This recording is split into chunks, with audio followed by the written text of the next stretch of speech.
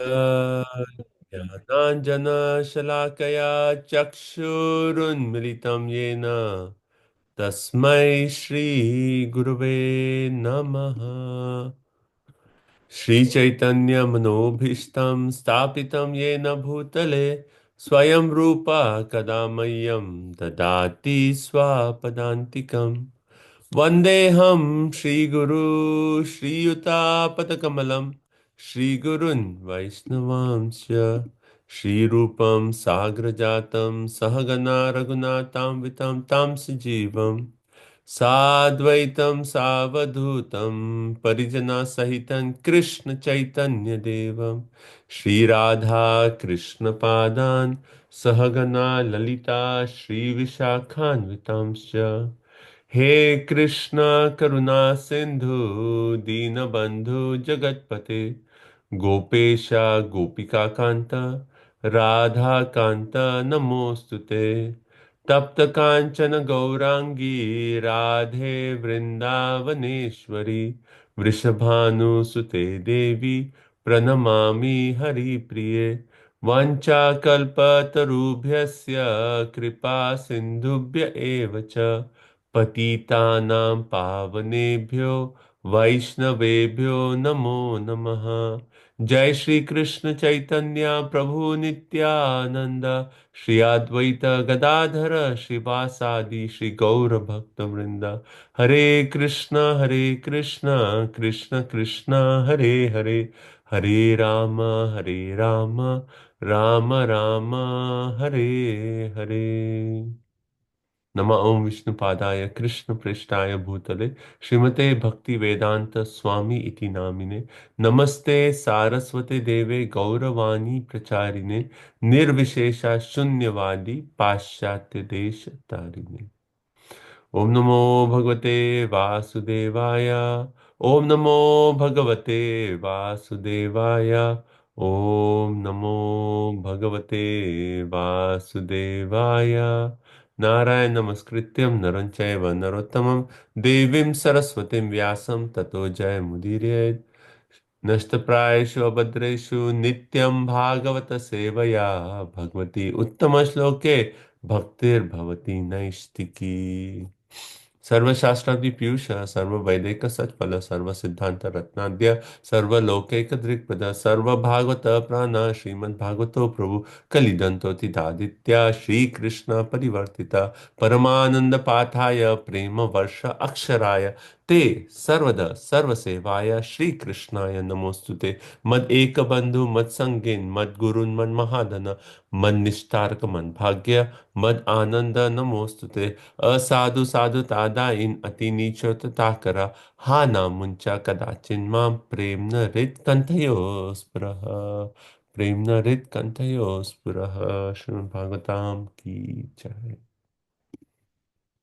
Okay, Hare Krishna everyone. Thank you so much for joining. So, we are going to start the 27th chapter of the third canto of Srimad Bhagavatam. Chapter title Understanding Material Nature. So,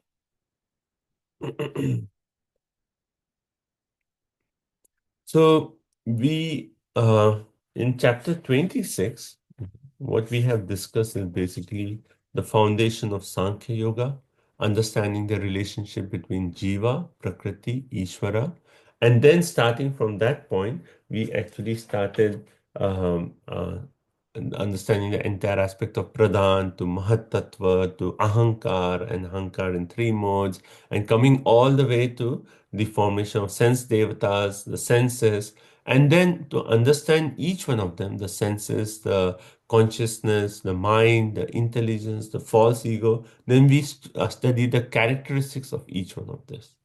Right? This is how we distinguish a consciousness, make a distinction between the consciousness and the intelligence, the consciousness and the false ego. Right? So we study the characteristics of each one of these, and that actually led to 24 different elements. And all these transformation can only happen when there is the 25th element, which is time. Right?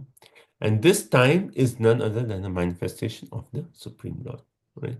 So if you see in that entire process, how is the Lord actually involved?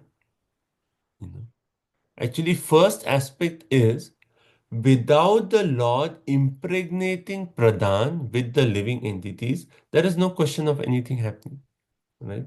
Like how Prabhupada gave the example that without a woman is impregnated with the semen, there cannot be any child, there cannot be any development in the womb, right?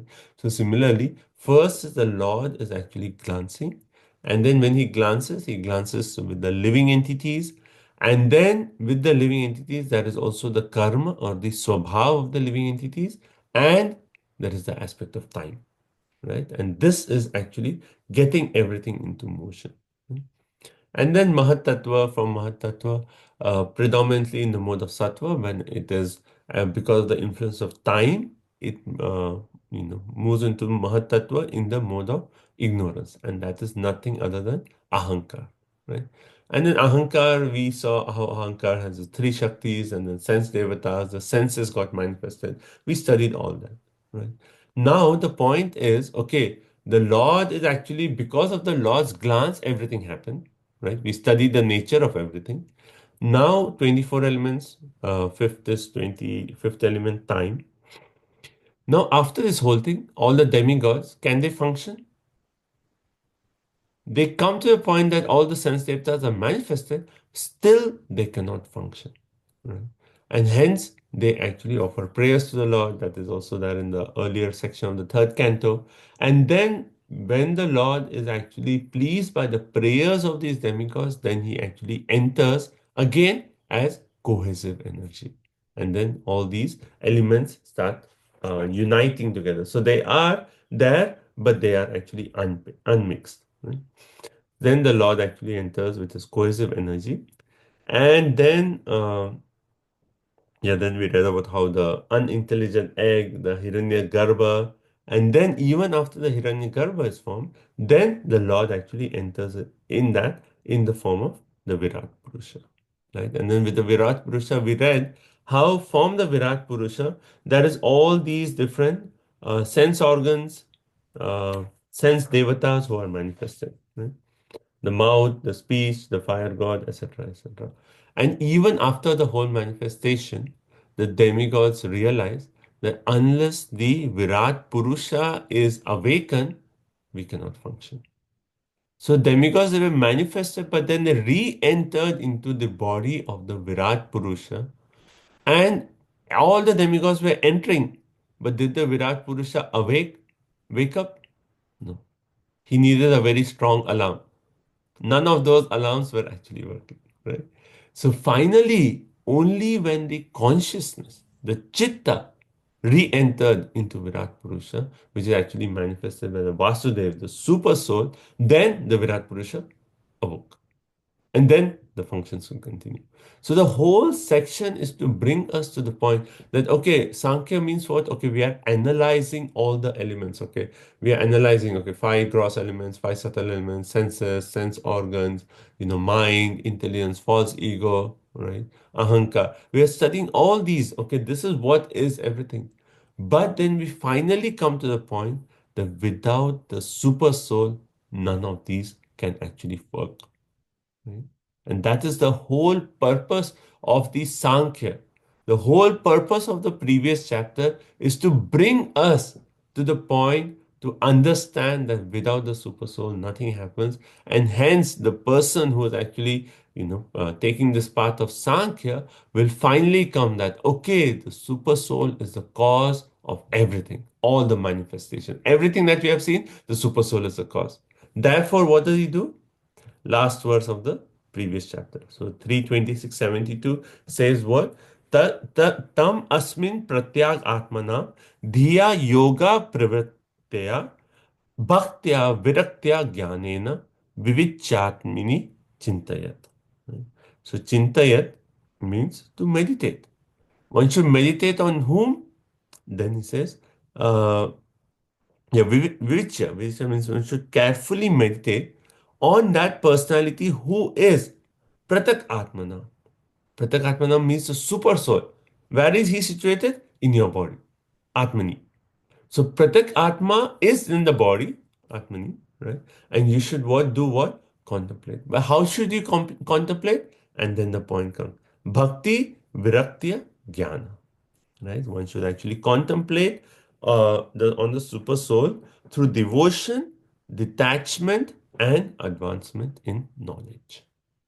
Right? So that is the whole purpose of the Sankhya philosophy, is to bring us to the point of understanding that yes, the super soul is a cause. Let me actually worship the super soul. Let me actually engage in devotion and contemplate, meditate on the super soul with devotion, with detachment, and with advanced knowledge. Okay. So the whole last chapter, very complicated, I mean, the technical chapter. But at least we should be convinced of what is the purpose of the Sankhya, bringing us to the point of Bhakti, Virakti, Jnana on the super soul. Okay, that's good. Any questions up to so far?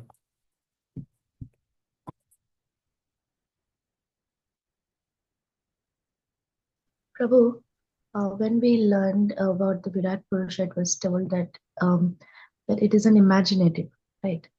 It really does not exist. So then, like when we read now that it is entering, Atma enters.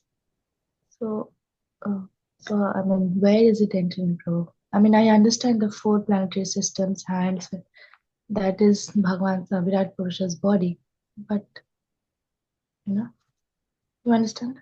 Yeah. Hmm. So how is it actually awakened? So one way, if you see, okay, so here how it is explained is all the different sense devatas, they actually enter into the body of the Virat Purusha.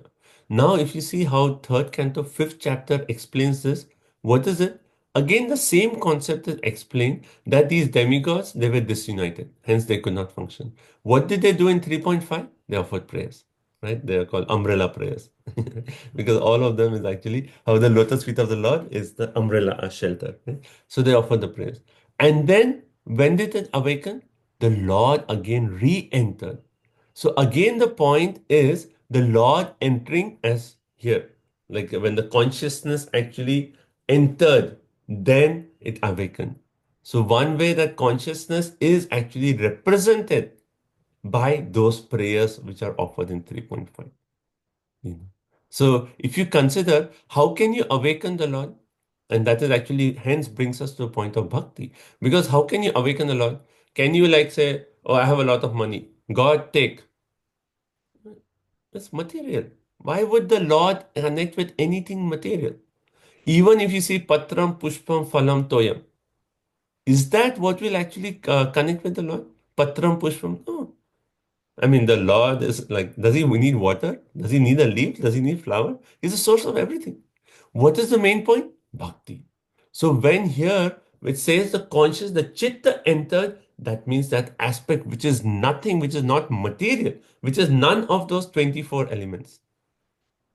When that actually connected back, that means when the bhakti was again connected back to the Virat Purusha, then he awoke.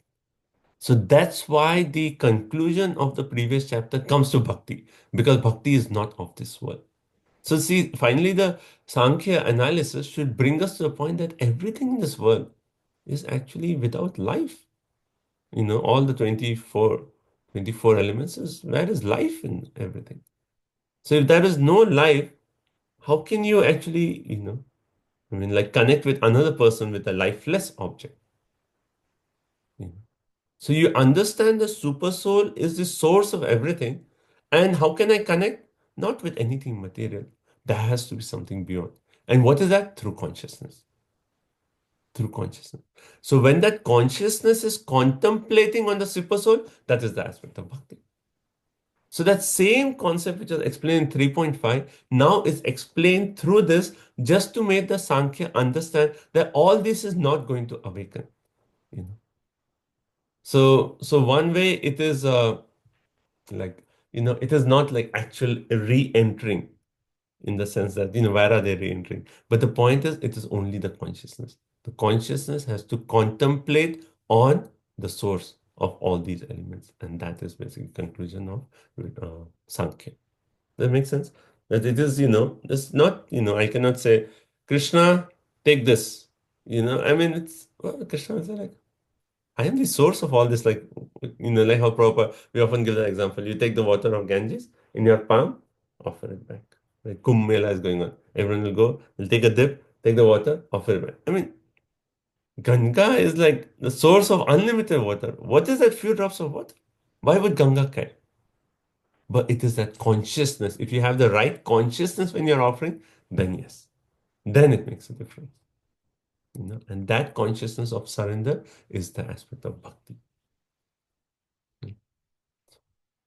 Okay, so that is the conclusion of Sankhya. Okay, in bhakti, when did we learn this conclusion? When you come, as soon as you come to Hare Krishna temple, they'll say, chant Hare Krishna, worship Krishna, become a devotee of Krishna. First thing, you learn Jivera Swarupaya, Krishna Nityadas. Start bhakti. Right? So at least we can be happy that we are not practicing Sankhya. And then we'll read 27th chapter, and you'll be even more convinced that thank you, I'm not doing Gyan or Sankhya. Because we are going to continue more. There's some technical aspects also in this chapter that we'll discuss. We'll see how it goes. Okay, so let's start. Everyone ready? 27.1. Okay, before we start, so Vishwanath Chakravarti Thakur actually explains the point. After discussing method of Gyan mixed with Bhakti and distinguishing Prakriti and Purusha, wasn't that what was Devavati's question? After that, he explained Jiva, Prakriti, and Purusha, the relationship. What did Devotee ask? I want to understand more Prakriti and Purusha. How do they interact? And that led to the whole discussion of the 70, the up to the 72nd verse. Right? So after explaining the whole thing, now in this chapter, he's going to explain how finally can the Jiva get liberated. Right? So previous chapter we came to a point super soul is the source, and how do we connect to a super soul? Through consciousness, through devotion, through gyan, through vairagya, right? We came to that point. Right? Now it is saying finally how can the jiva get liberated from this world? Right? So that is the basis of this chapter. That's the main foundation. Okay, so let's start with point 27.1. Text, text 1. Shri Bhagavanuvacha Prakritistopi Purusho Najyate Prakritar Gunai Avikarat Akartritvan Nirgunatvaj Jalarkavat.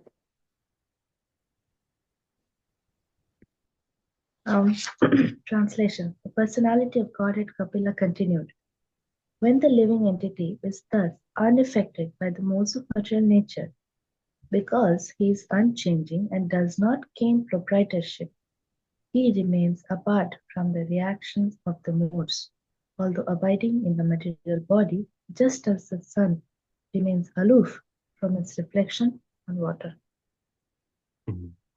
So first thing to understand when we talk of liberation is that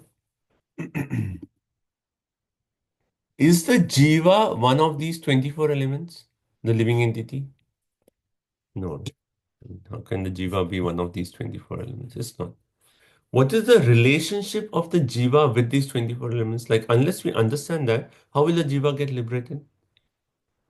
Is the jiva even connected with this? Like, I'll give you this example. Let's say uh, we are walking and there is um, like maybe not here, but in India, like there's some dirty water that's flowing. Okay, now let's say you have a cloth that you use, and all of a sudden the cloth falls in the dirty sewage water. Now what will happen? Immediately the cloth will like get dirty, right? All the water will get wet and dirty, and would you pick up the cloth? You'll be like, oh, it's become too dirty. No, it's nasty. I don't want to use it. And you leave it. But if you drop, let's say, your ring, a precious ring, you know, and the ring falls in the dirty water, will you pick it up? It's very expensive ring, thousands of dollars. It is there in that sewage water. Will you pick it up? Yes. Why? Did the ring mix with the sewage water? One way, no. It is there. It seems that it's covered, but the diamond or whatever is that precious stone, it is as it is. It appears that it is flowing in that muddy water, but it is one way untouched by it. And hence you can take it, just wipe it, and it is clean. It is not mixed with the material elements. So similarly, the point is made. You understand this example? Similarly, the point is made. We need to understand, is the jiva like the cloth which is actually mixing with everything, or the jiva is like that diamond which is actually in that but not mixing? So the first verse is actually making the point how the jiva is aloof from everything. It appears it is here, but actually it is not. Right? So what is another example also given? So Prakriti Stopi Purusha. Although the living entity who is residing in the material body, na ajate Prakriti Gunai. Na ajate. It is not affected by the modes of material nature. Okay. Avikarat, it remains unchanged. Like just like diamond, it remains unchanged. It's not that diamond is going to now absorb that dirty water. The cloth will absorb, diamond will not. So it remains unchanging. And akar tritrat, it is free from proprietorship, doership. Actually, it is not doing anything for sense gratification. Mm. And what is the example? Jala Arkavat Nirgunat. Right? This is a nice example. You see the sun, right? The sun reflects on a water body. Right? You can see the reflection of the sun. Now, when wind blows, what happens? The surface of the water goes up and down, there's ripples. And how does the sun appear? It will appear like based on the ripple, it'll appear like elongated, and then it will appear like small, and it will keep changing. Is the sun changing? No.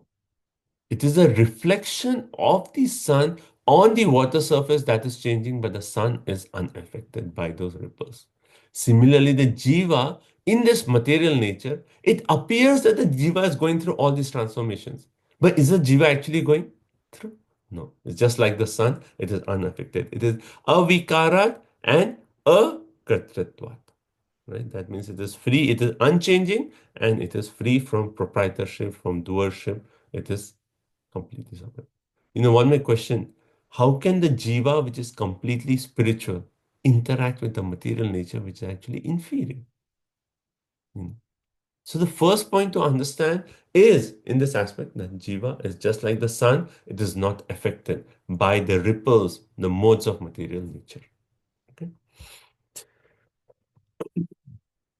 There's another verse that actually talks about this example. Let me just share my screen. Okay.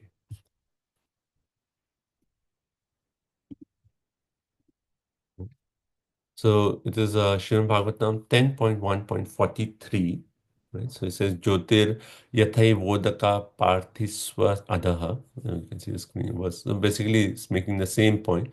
When the luminaries in the sky, like the sun, moon, and stars, are reflected in waters like oil or water, any kind of liquid, they appear to be of different shape, sometimes round, sometimes long, and so on, because of the movement of the wind. Similarly, when the living entity, the soul, is absorbed in materialistic thoughts, he accepts various manifestations as his own identity because of ignorance. In other words, one is bewildered by mental concoctions because of agitation from the material modes of nature. So, what is this point making? Actually, the soul is aloof. But as soon as the soul engages in uh, identifies with this material nature, then it is actually bewildered by mental concoctions. That means what? What is the problem? Is the soul mixing? No, the soul is not mixing. It is the soul which is misidentifying. The misidentification is the problem. If the sun, the sun is looking at the water and saying, "Oh, it's like a mirror." If the sun is, and you just consider if the sun is looking like how nicely it is shining, it wants to see how nicely it's shining. And it's looking at the water as a mirror to see like how we see ourselves in the mirror. And he sees, oh, now I'm becoming long. I'm becoming round. Now I'm becoming this. Is the sun becoming? No. Because the sun is identifying with that reflection, hence he thinks that, oh, I'm becoming this. So the problem is what? Misidentification. The sun is affected? No, the soul is not affected. Hmm. So it is actually the misidentification which is caused by mental concoction. So finally, hence our shastras always come to the point of the mind. Mind is the cause of everything. Mind is the cause of bondage, etc. Okay. Also in this and the next verse, the point is explained. Like I think we have discussed this, like how the conditioned soul is in three states: Sushupti, Swapna, Jagrati. Right? Everyone knows this. Sushupti, Swapna, Jagrati. Wakefulness, dreaming state, and uh, awake state. Right. So those are three. Wakefulness. Oh, sorry. Wakefulness. That's already awake. So wakefulness, sleep, and deep sleep. Wakefulness, sleep, and deep sleep. So what is this? Wakefulness means when we are actually our consciousness is flowing through the subtle body, through the gross body to the outside world. That is kind of wakeful. Then next state is sleep. That is like a dreaming state. That the consciousness of the soul is flowing up to the subtle body, but it's not flowing through the gross body. It's just mental, mental concoction. And what is deep sleep? Deep sleep means the consciousness is not projected anywhere. But what is finally the state beyond all these? We will come next verse also. We'll come later in this chapter where it talks about how a jnani should actually go above these three states. That is when the consciousness is projected where? Into the spiritual atmosphere, to Krishna. Everyone understands this? I can share my screen. So you can see this illustration here. See, this is a soul, right? When the consciousness of the soul is projected through the subtle body to the gross body to the outside world, that is Jagriti. Okay.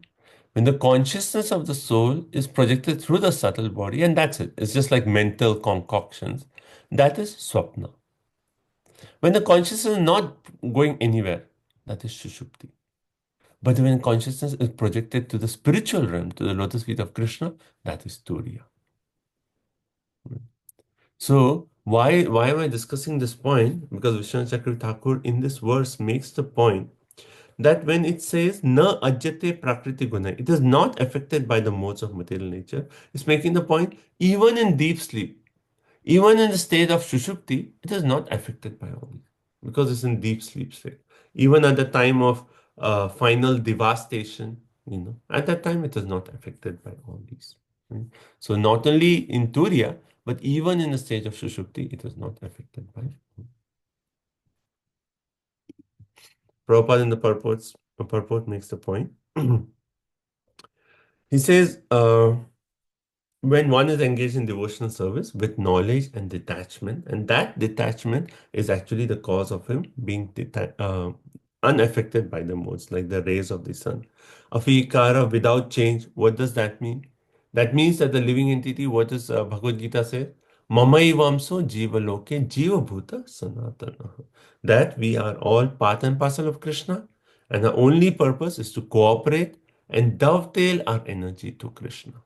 Right? That is the purpose of the jiva. So hence it is avikara. It is without change. We are part and parcel of Krishna. Okay.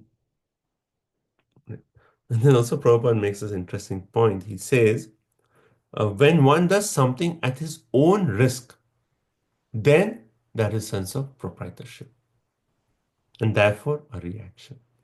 So how do you understand this one sentence? So Prabhupada is making the point, like just like a child is under the protection of the father, when the child actually decides, let me do something different, right?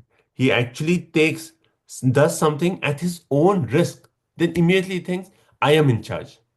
And when he says, I am in charge, then what happens? He is responsible for the action, right? Then that is a reaction. But when he says, oh, I am under shelter of my father, right? He is the real proprietor. I am just, want to follow what he wants to do. right? Then there is no proprietorship over the activities. By changelessness or by not claiming proprietorship of activities, one is immediately situated in the transcendental position.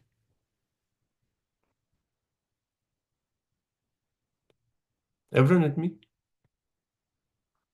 It's interesting. Sunday morning, we start off with all these like deep philosophical aspects.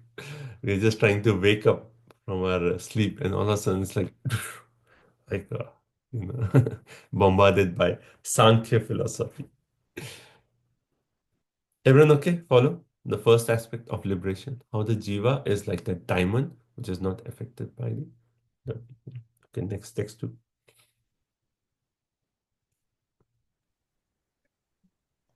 स एष हि प्रकृतिर्गुणेष्वभिविषज्यते अहङ्क्रिया विमूढात्मा कर्तास्मीत्यभिमन्यते.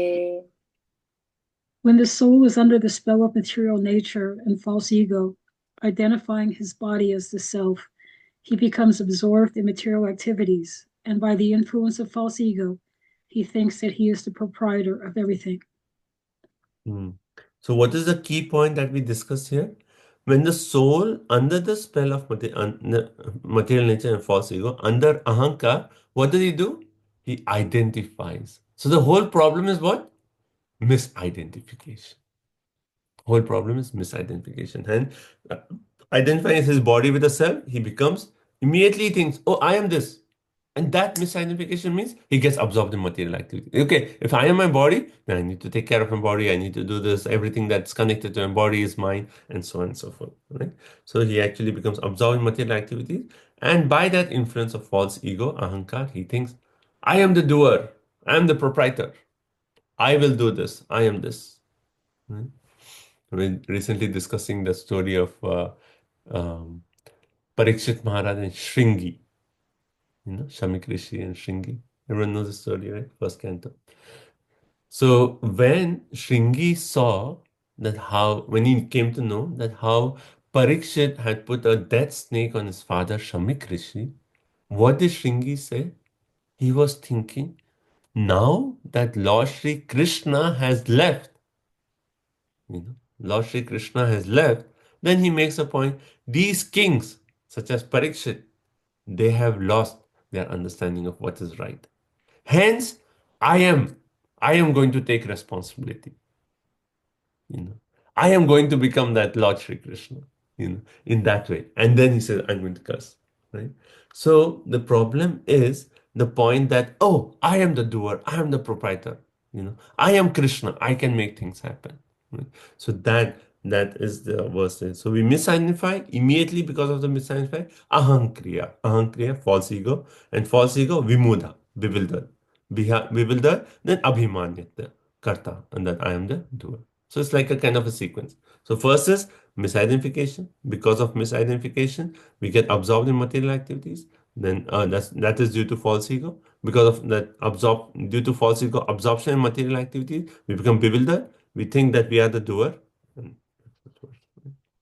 So Prabhupada in purport says, actually the conditioned soul is forced to act under the pressure of the modes of material nature. We are all forced to act. Are we independent? No, we are not independent. We are all forced to act. Everyone knows that Bhagavad Gita illustration of that puppets. Right? We are just controlled by the three modes. We are all just forced to act. Right? The living entity has no independence. I mean, this is like, because we hear so many times and we are like, okay, this makes sense. But if we tell anyone outside world, living entity has no independence, he'll be like, what? No, I have independence. If you want, I will come, I'll slap you now. And you tell me I have no independence. But whatever the jiva is doing, even if he's saying that, oh, I have no independence, and hence I can do so and so, whatever he's doing and saying, that also is controlled by the modes that he's associated with. So let's say someone does not agree with this, and you are going and telling, oh, actually, we have no independence. If he's controlled by the mode of passion, or let's say, yeah, passion, he'll actually say, see, I lifted this. He'll do something to say how he's not he is independent. But if he's in a mode of ignorance, he will actually say, okay, pagal hai ye. I won't talk to him. He's crazy. So how we are doing different reactions, that is also controlled by the modes of nature. So even that point that he's saying, I'm proving that I am independent, that is controlled. And where is the independence? Right? Everyone understand the point I'm making? Yeah. So since Prabhupada says living entity has no limit. He's under we're either under the control, under the direction of Supreme Personality of Godhead, then he's free. Otherwise, we are controlled under the three modes of material nature. Perfect verse from Bhagavad Gita is what? Prakrite kriyamanani gunai karmani sarvasa ahankara vimudatma. Same. Ahankara is there, vimudha. Both those words are there in this. Ahankara vimudatma, then karta. Even karta is there in this verse. All the three words are basically there in this verse. So very similar to 327 of Bhagavad Gita. Right? Ahankara vimudatma kartaham manyate. We are all controlled by the three modes, but out of ahankar, we think that we are the karta, we are the doer. Okay? So Prabhupada quotes that verse in the purport.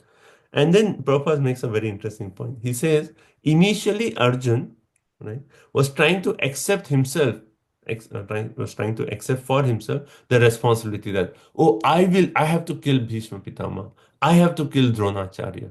And when he was saying that I have to kill, taking that responsibility, then he said, I cannot do it. I cannot do it. But as soon as he actually decided that he said, oh, I am actually, right, but he became freed from that proprietorship of action when he acted under Krishna's direction of Krishna. He said like, okay, Krishna wants me to do it.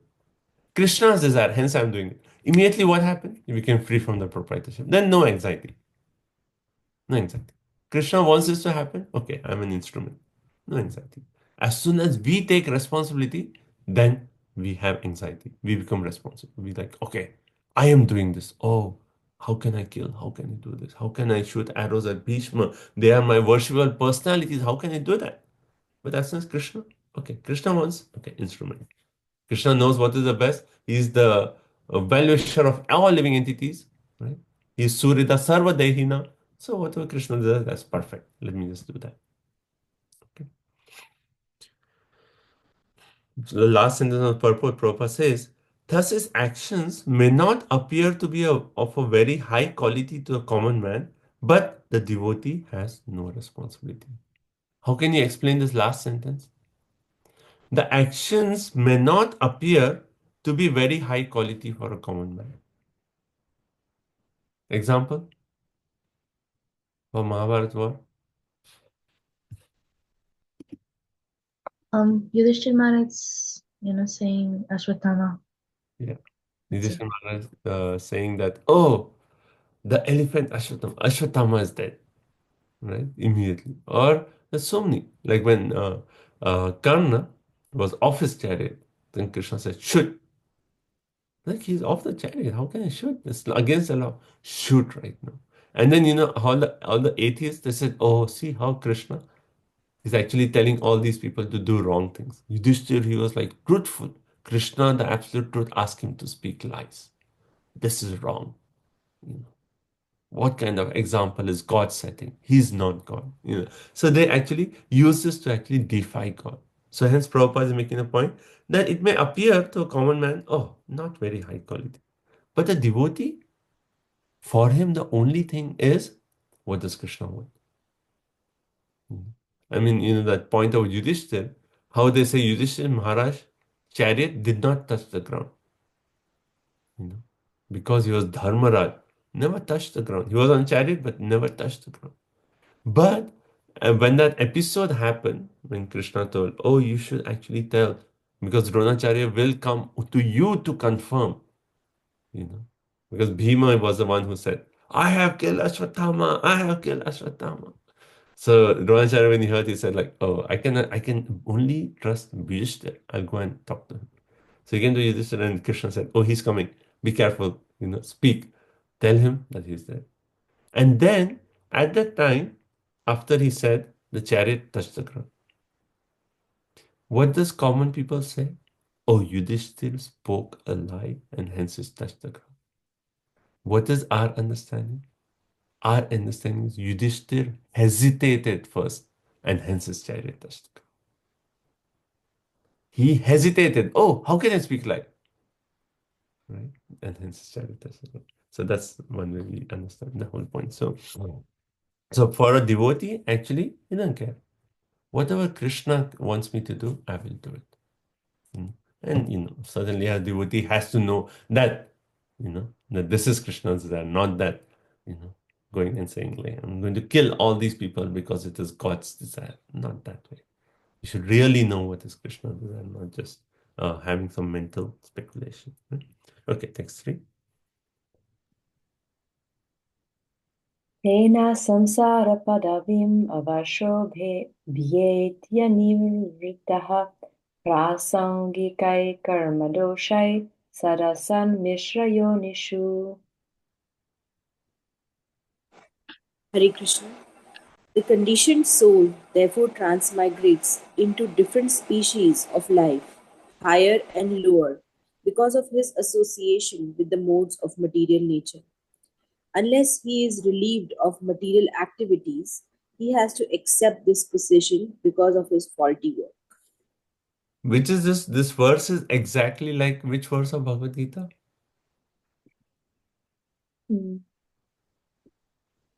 Karanam gunasangasya sad asad yonishu janmashu.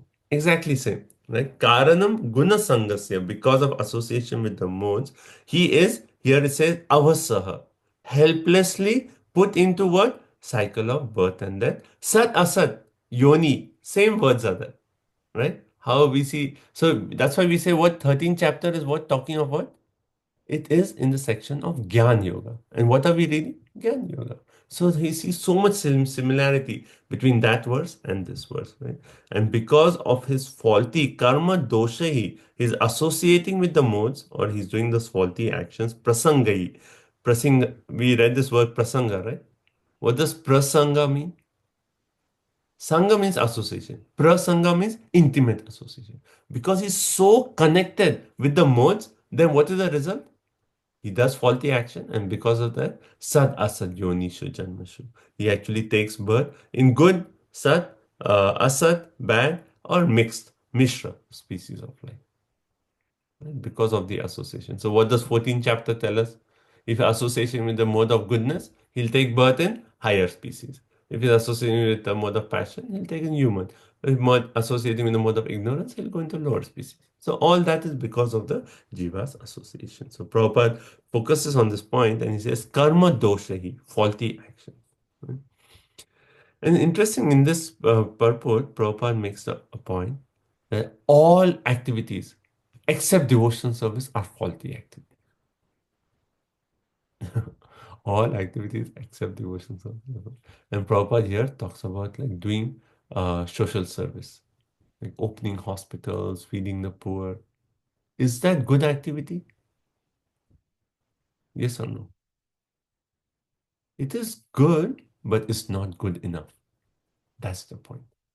It is better than our selfish that we are just like in our own bubble of like getting money, enjoying, just gratifying our senses. Better than that, at least some selflessness may be there, doing charity. But is that good enough? No, it's not good enough. Why?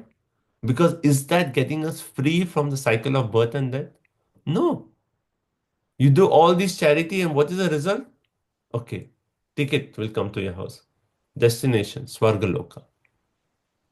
You go to Swargaloka? Yes, you will enjoy. But then what? Come back here. Come back here. So Prabhupada makes the point, and this and the next purport, he talks about this, and he strongly talks about this point that, and why Prabhupada takes such a strong stance on this point? Because in India, it is so, there's this whole group of people and followers who say, Manav Seva is Madhav Seva. You serve the human, that is serving God. That's not right. And because this philosophy is so dominant, all over. Like even here, if you go to like the local temples, Many of them have the same conception. Mhm. Like, yeah, we have this temple. Yes, we have a murti here, but now so and so wrong thing is happening. Let's collect money, take care of so and so, and that is our service to Krishna or to the deity. That's not right. That's not right. Right? We have to, yes, we help. We can help. The nature of a devotee is that to be compassionate. He will help. Whatever he can do, he will do it. But in such a way that that help will also bring them to Krishna. At the same time, his help is based on Krishna. Right? It's only actually Krishna as a provider. I am just an instrument. How much can I do?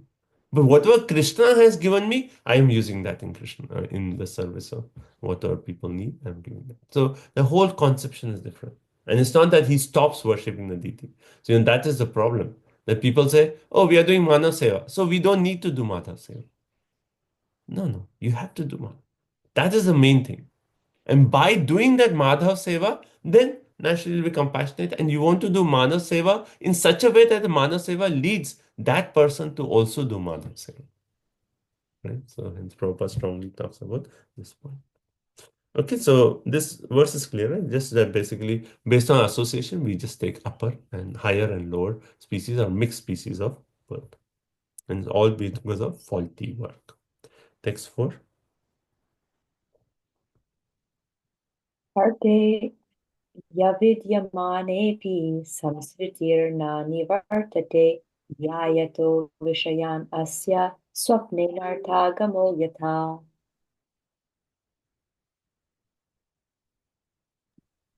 Actually, a living entity is transcendental to material existence, but because of his mentality of lording it over material nature, his material existential condition does not cease, and just as in a dream, he is affected by all sorts of disadvantages. So what did the first verse say? The jiva is like the sun. Jiva is like the sun.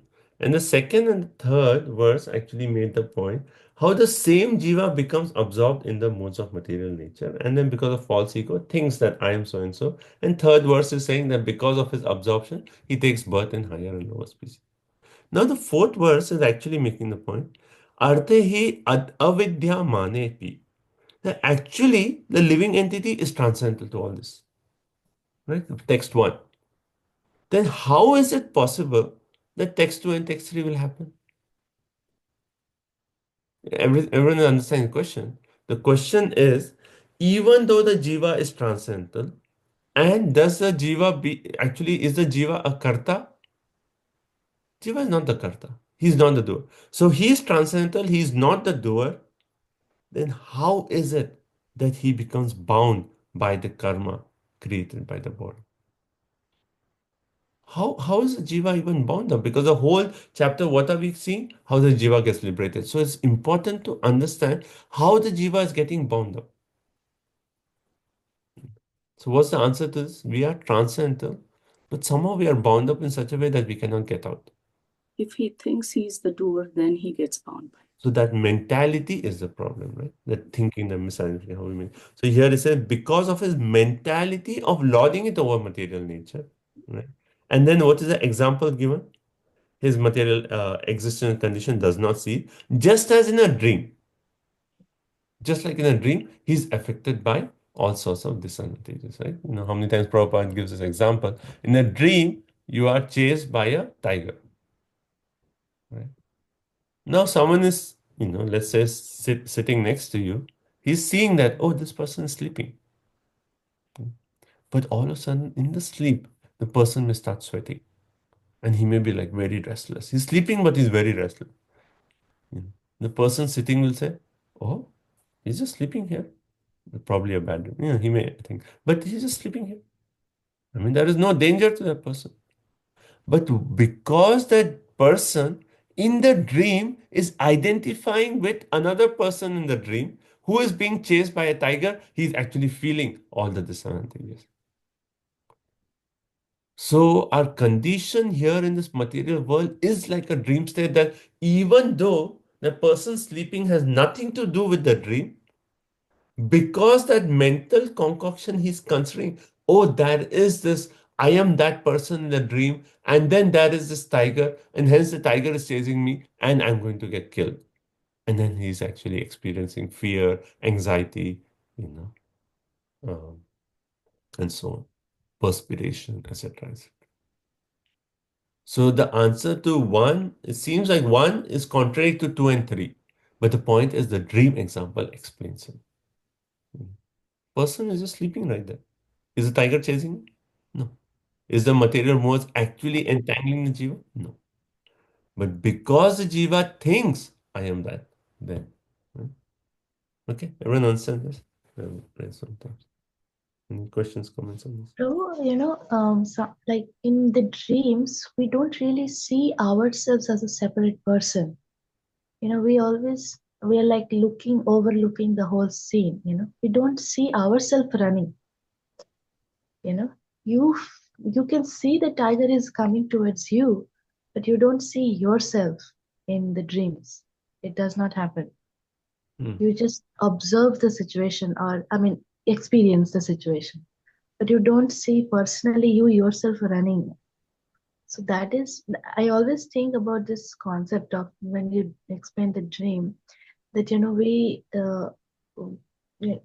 if we start to see that I am running, or I am being cut off, then then we will be right away awake.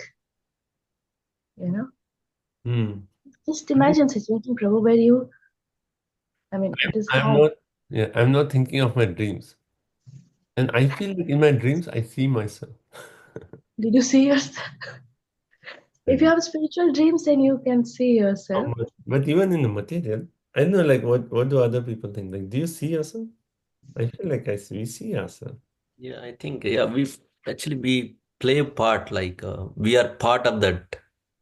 That is how sometimes we really wake up.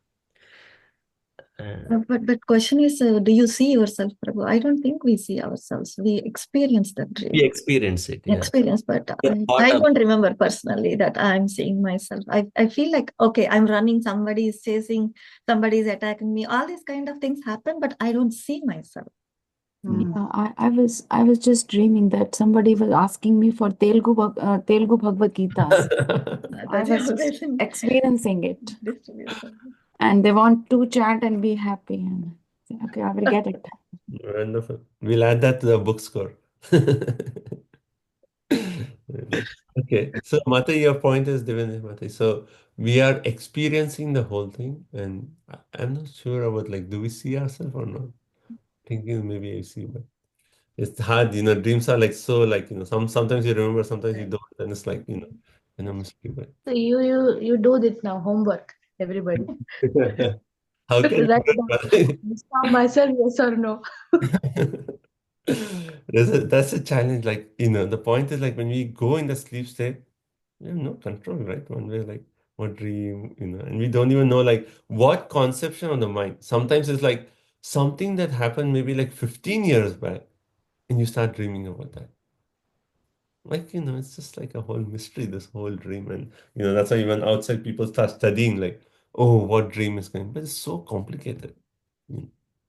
And similarly, the point is made, our material existence here is so complicated.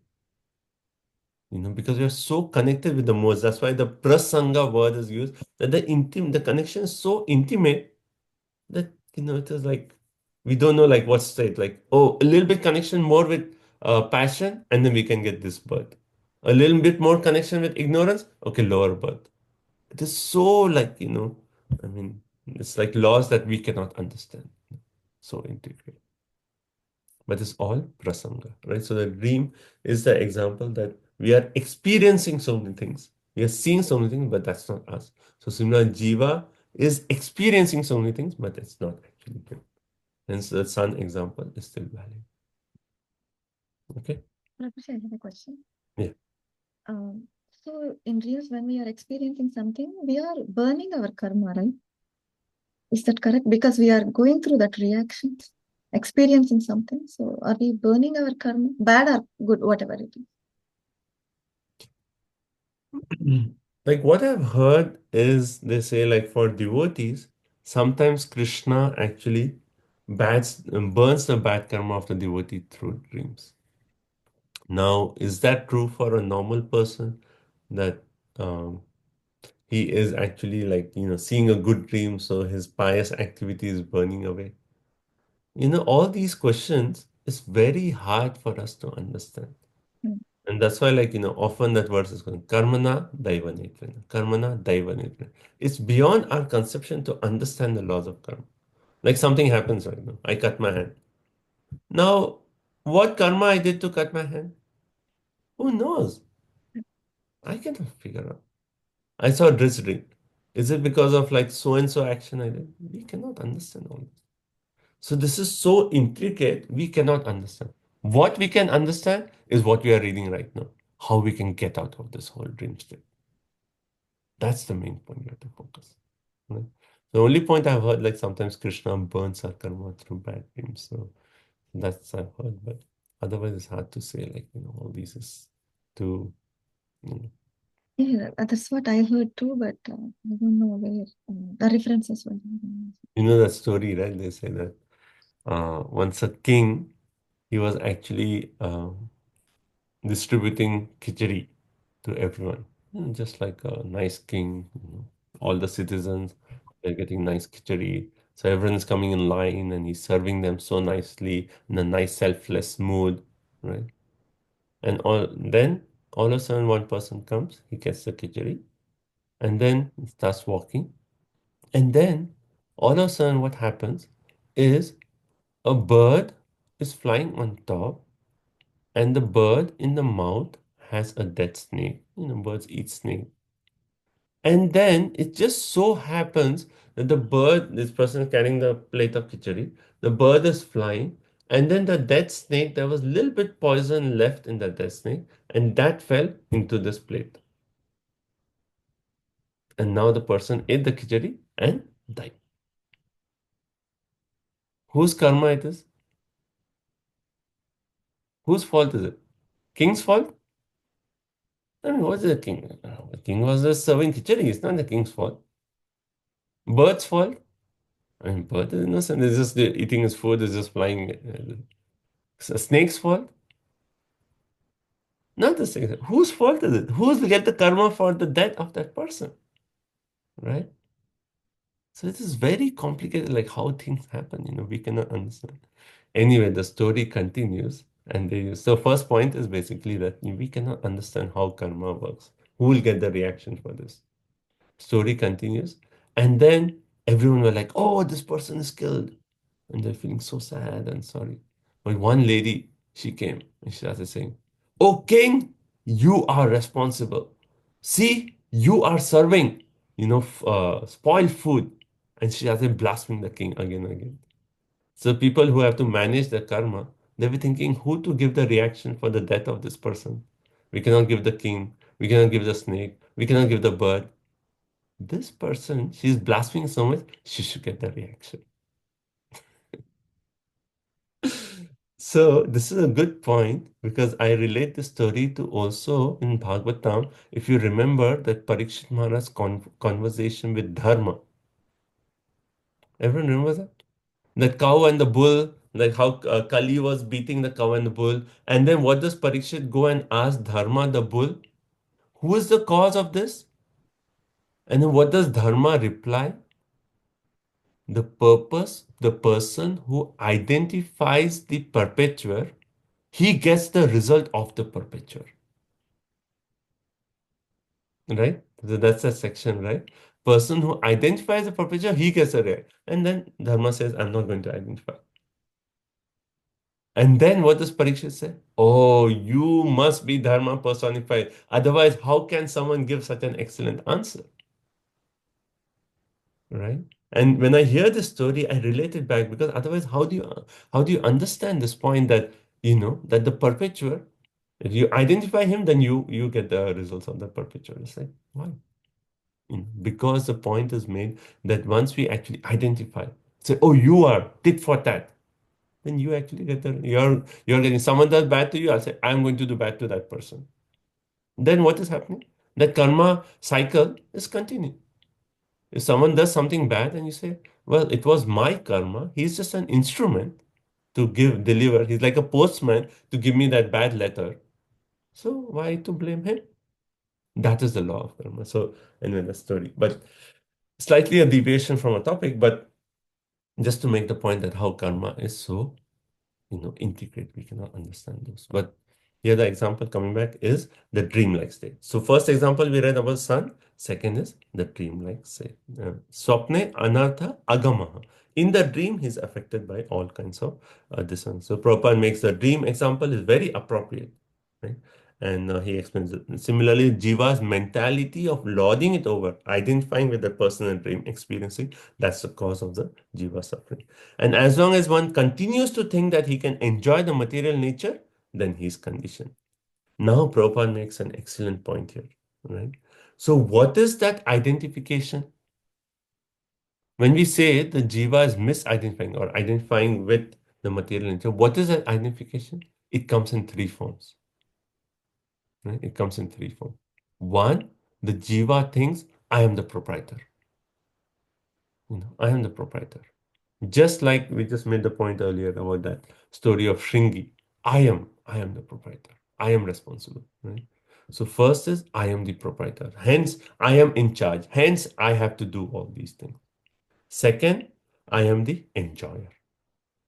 I am here. I enjoy the material nature. Third, I am the true friend of everyone. I am the true friend of everyone. I mean, what's the problem with third? I am the true friend of everyone. Proprietor, we can understand. I am the proprietor, but we are not. I am the enjoyer, we are not. I am the true friend of everyone. Right? So the point is that misidentification comes in these three flavors. Right? And which is the words which are actually explaining in Bhagavad Gita about these 3 points? Proprietor, enjoyer, friend.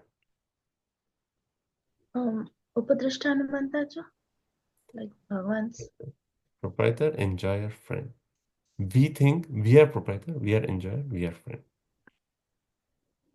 But I mean, the verse in Gita is actually pointing out the reality of proprietor, enjoyer, friend. Who is the true proprietor? Who is the true enjoyer? Who is the true friend? Bhoktaram Yagyatapasam. So Prabhupada actually quotes that verse, Bhoktaram Yagyatapasam. He says that is the key. And why is that verse so important? Because our false identification comes in these three flavors. We consider we are the proprietor. First is Bhokta, right? Bhokta, we are the enjoyer. Bhoktaram Yagyatapasam. Everything I'm doing, I'm the enjoyer. Second, we consider Sarva Loka Maheshwaram. I am the proprietor of everything. And third, Suridam Sarvadayan. I am the friend of everyone. And this problem with the friend of everyone is, that's why again Prabhupada is coming to the point of the philanthropic work. We think we are the friend, hence, oh, so and so bad is happening. I have to go and do something nice. Right? The doership mentality, is just reinforced with the point that, oh, people are suffering, I have to do all this. Right? So that aspect, Prabhupada actually makes a point. Yes, you may consider you're the friend of everyone, but how powerful are you? Now in California, all these forest fires are going on. You say, oh yes, I feel sad for them. I am the friend of everyone. Can you go and stop the fires? I mean, you can do what you do, and that is fine. But we are limited in our research. So first point is, yes, the power of the friendship is limited. Second point is, if there is something like, okay, you're doing something good for someone, and the friend in turn does something negative, will you maintain your friendship? You'll say, forget it. I'm doing this for you, and you treat me this way, forget it. I don't want your friendship. So even the relationship is very dicey. Right? Third is, power of friendship is limited. Friendship, that relationship is also not unconditional. And third is the resources are limited. Resources are limited. You may say like, okay, I'll feed all the poor people in the world. Can you do it? No, you can't do it. But who can do all this? Krishna can do. If Krishna wants, if Krishna is pleased with then the forest fire will not affect. Like, there's a news that the forest fire is around like 8 miles from our Los Angeles headquarters. Imagine 8 miles. But now it is, they say it is kind of reducing a little bit. But for our devotees, Krishna's protection is there. Otherwise, what can we do? We are very limited. Hence, Prabhupada in his purpose says, actually, the only true friend of everyone is Krishna. And if you really want to become friend with every living entity, connect them to Krishna. Connect them to Krishna. Otherwise, we are limited. Someone falls sick. How much can we do? Take them to the hospital, give them medicines. Can you cure their disease? No. Can Krishna cure their disease? Yes. Krishna can cure it. So our only friend is Krishna, right? Therefore, Prabhupada says, make your friendship with Krishna and you will never be cheated. But you cannot say that with anyone else. Make your friendship with Krishna, you will never be cheated. And you'll get all the help that you need. Right? Okay. Okay, so now, so up to this first 4 verses is the purity of the jiva, how is contaminated, how is going through different species, and then why is this happening? Because of the worship mentality. Now, what is the solution? Because the whole thing is how to get the jiva gets liberated. What is the solution? It's text 5. So, what are the 3 you said about friends? The 3 points. Resources is the last one. The resources is the last one. Your friendship itself is not unconditional. Unconditional. Yeah, it is conditional. You be good to me, I'll be good to you. I'll maintain it. You're not good to me, forget it. Bye-bye. Right? Second. And the first one is, like Prabhupada says, the power of that friendship is limited. How much power we have. We may be very good friends, but we are limited. Like I cannot, if someone has cancer, I can just help him, but I cannot cure the cancer. Okay. Okay, fifth, what is the solution? How will the jiva finally get liberated? Okay, text 5. Ata eva shanaischittam prasaktam asatam pati bhakti yogena tivrena viraktya cha nayed vasham. Aditya, should I go ahead? Yes. It is the duty of every conditioned soul to engage his polluted consciousness, which is now attached to material enjoyment, in very serious devotional service with detachment. Thus, his mind and consciousness will be under full control. So, what is the solution to all this? Kapil Dev is saying something that we want to hear. This is like nectar to our ears. We're studying all the Gyan, all the Sankhya, and finally, when we hear Bhakti Yogena Tivrena, which is another verse which says Tivra Bhakti Yoga. Akama sarva kama. Moksha Kama Udarya Tivrena Bhakti Yogena. Again, here, same almost. Bhakti Yogena Tivrena. So the solution is Ataha, therefore, Shanehi, gradually, step by step, the mind should be attached. The mind, or Chittam Prasaktam Asatam. The mind that is attached to material enjoyment should be brought Pati on the path of Bhakti Yoga Tivrena, intense Bhakti Yoga Virakti, with detachment. Right? And then Na Anyad Vasam, right? And gradually the mind must be brought under control. So what did we say in the second verse? The whole cause is the mind is absorbed in so and so. Right? The mind is absorbed in material, and that's the cause of entanglement. So the mind must be brought under control, okay, and through Bhakti Yoga. So that is the recommendation of Kapila Dev. So Prabhupada says, again he makes the point. The false thinking of being the enjoyer, the proprietor, and the friend. Right? So again, that point which we discussed in last, again he brings it up here. And he says, therefore it's recommended everyone engage seriously in devotional service and always be cognizant that Krishna is the best friend. And Prabhupada says, this is the basic principle of Bhakti Yoga. Interesting. What is the basic principle of Bhakti Yoga? To always understand that Krishna is our best friend. Krishna is our best friend. Krishna is our best friend. So that is the, Prabhupada says, is the basic principle of Bhakti Yoga, right? And then he says further, and what is Bhakti Yoga? We have to be convinced Krishna is the best friend, and hence we want to serve Krishna, we want to chant his name, we want to glorify Krishna. He's our best friend. And the other aspect of bhakti is trying to convince others that Krishna is your real friend. So that's what Prabhupada says. Okay. And as soon as one engages in Tivra Bhakti Yoga, then what happens? That propensity to say that I am the proprietor, I am the enjoyer, that disappears. And then one develops detachment. Here Prabhupada makes another point. Okay. So what does Tivra Bhakti Yoga mean? Okay, everyone can answer. What does Tivra Bhakti Yoga mean, like practically? I know it is intense, but practically, what does it mean? If someone says, okay, you're doing Bhakti Yoga, but we need to do Tivra Bhakti. What does that mean to you? Uninterrupted and unmotivated. Okay, what does that practically mean to you? Prabhuji, I always think like this, that if we are drowning, then we are desperate. That save me, no? So same thing we should, I mean, practically it means that we should not waste any time, not a single moment. That's a good point. Okay, so that's also related to the uninterrupted that Sri Radhimati made. Any other points on Tivra? When is a Bhakti Yoga Tivra?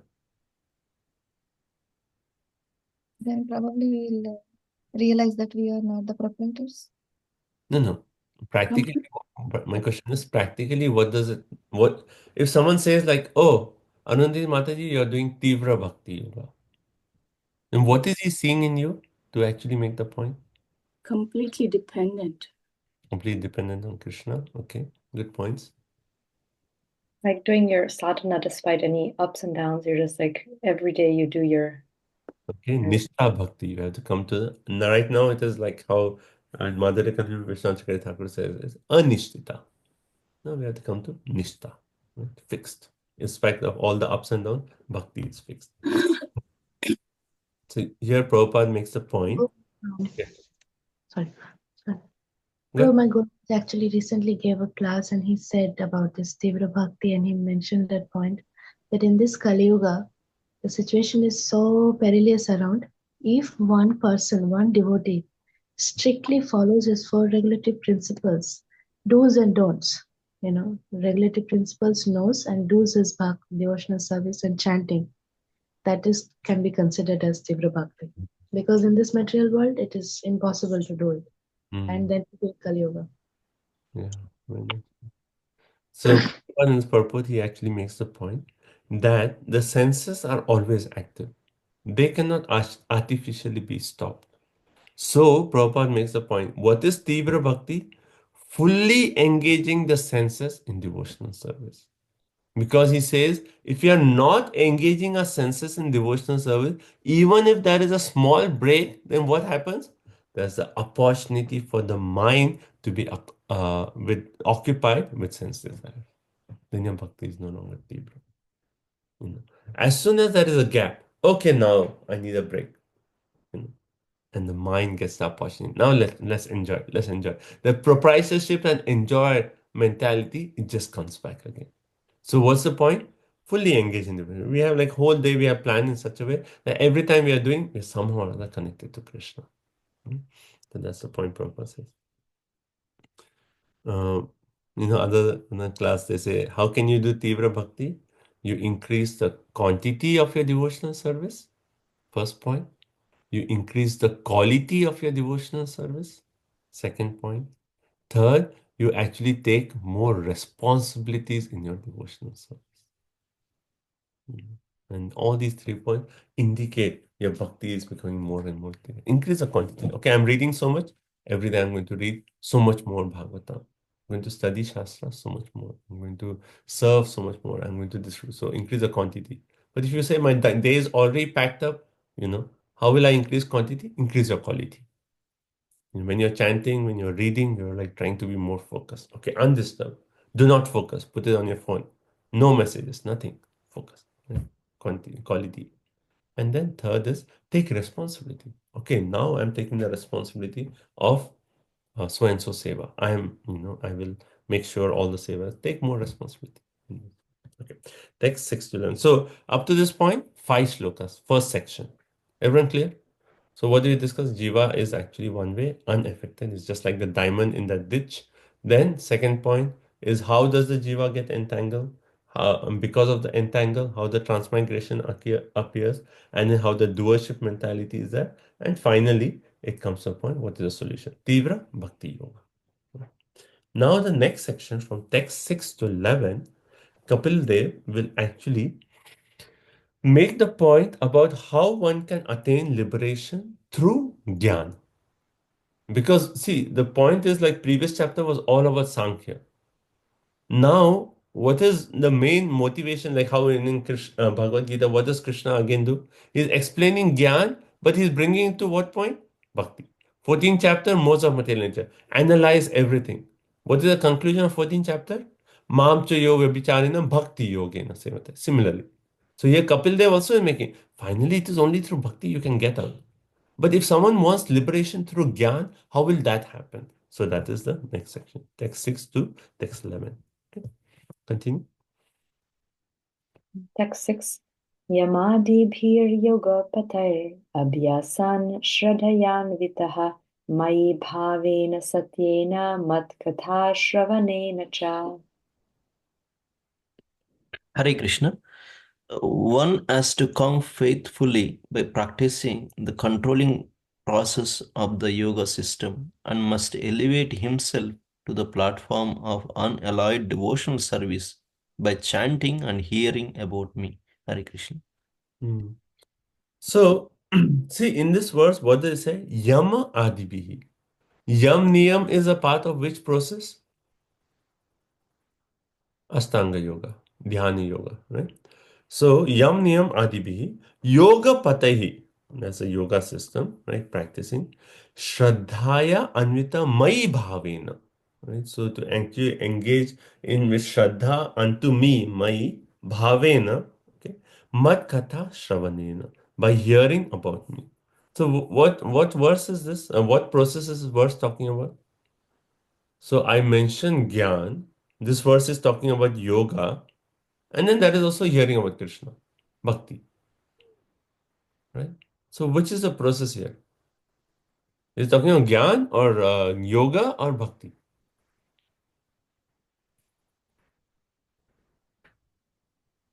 Mix of Gyan and Bhakti, right? So the point here, this actually, when we talk in the next section, the focus is on Gyan. So it is actually Bhakti Mishra Gyan. That is a specific term. Bhakti Mishra Gyan. When we talk about Bhakti Mishra Gyan, which is more predominant? The Gyan. The Bhakti is actually secondary.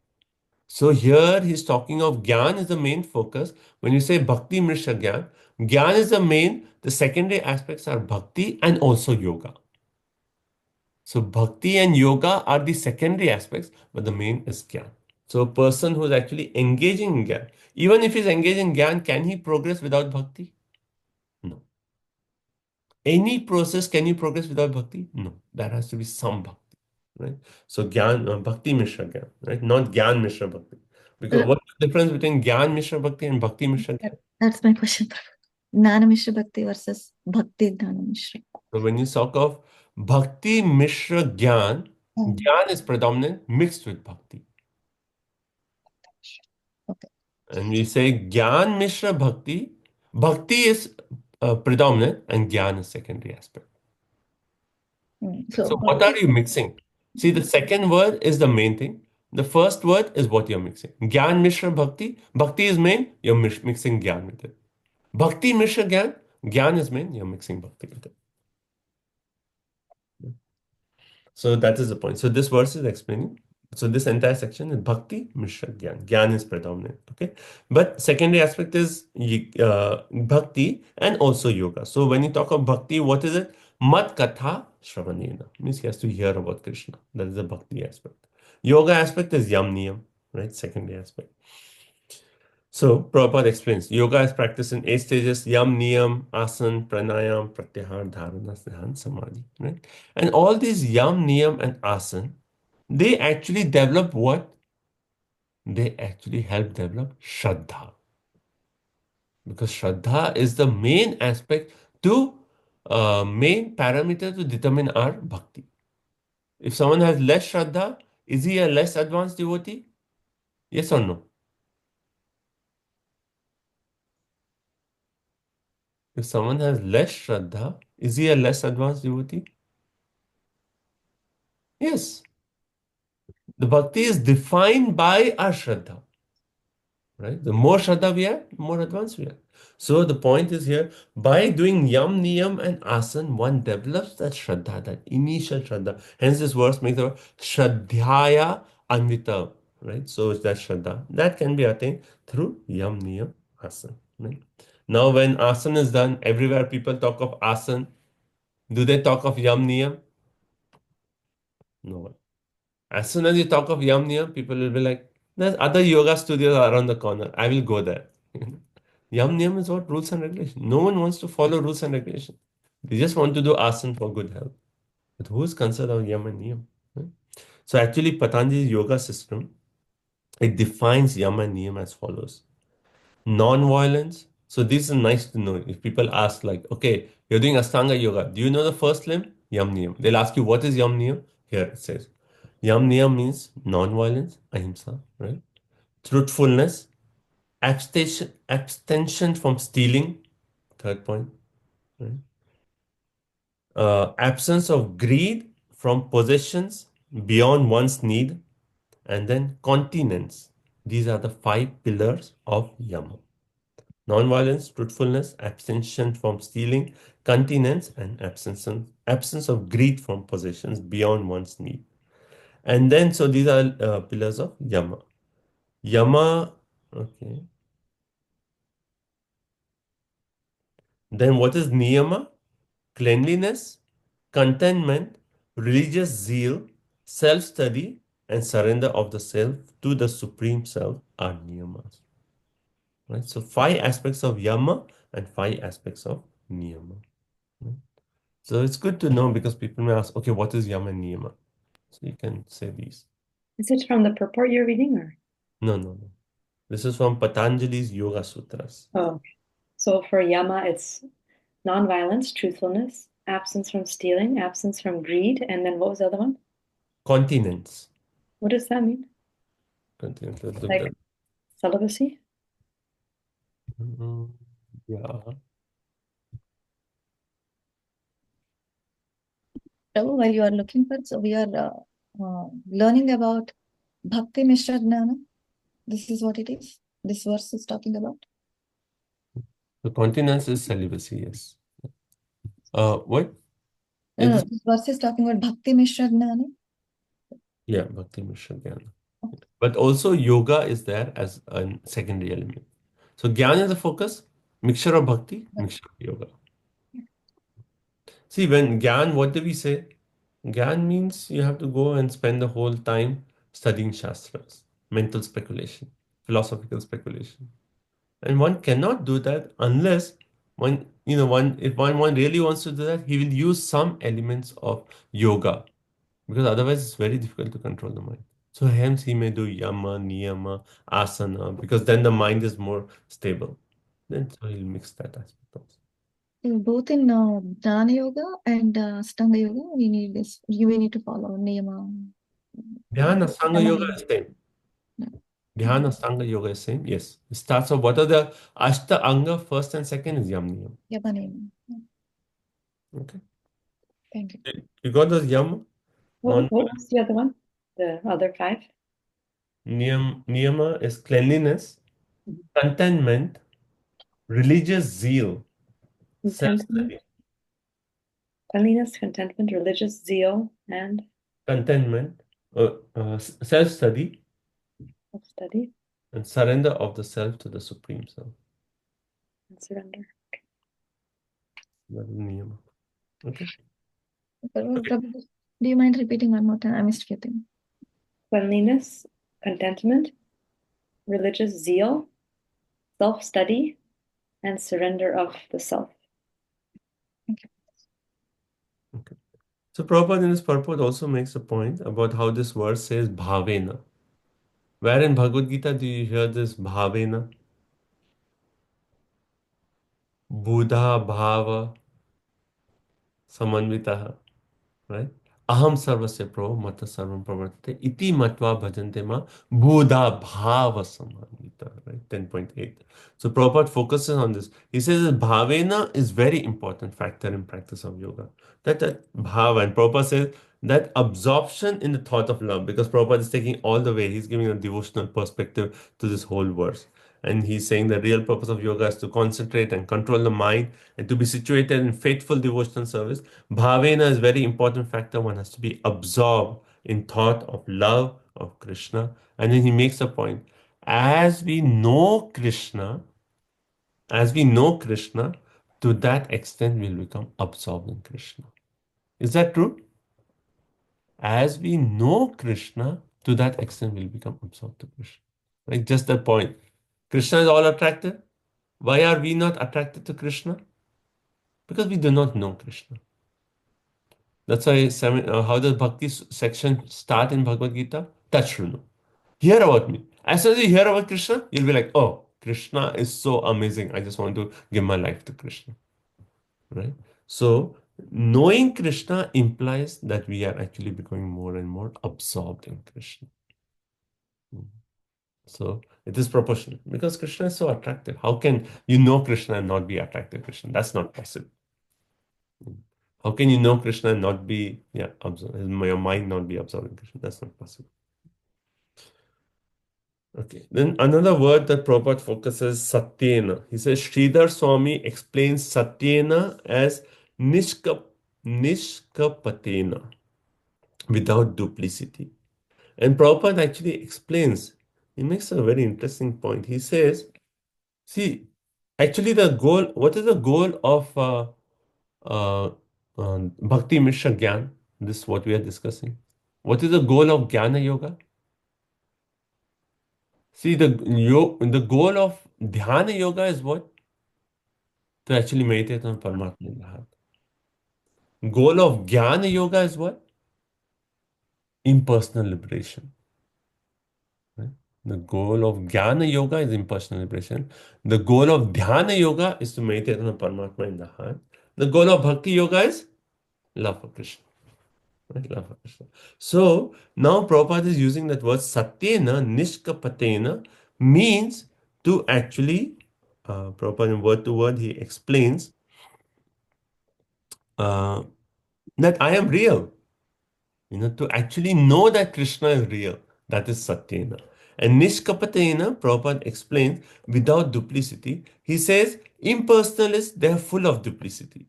They pretend to execute devotional service, but their goal is to become one with Krishna. So, Prabhupada is making the point, what is Mayavadi conception? What is the difference between Mayavadi and impersonalist? Are they the same? Yes or no? Mayavadi, impersonalism. Same? Same. Okay, what is the difference between Mayavadi and Brahmavadi?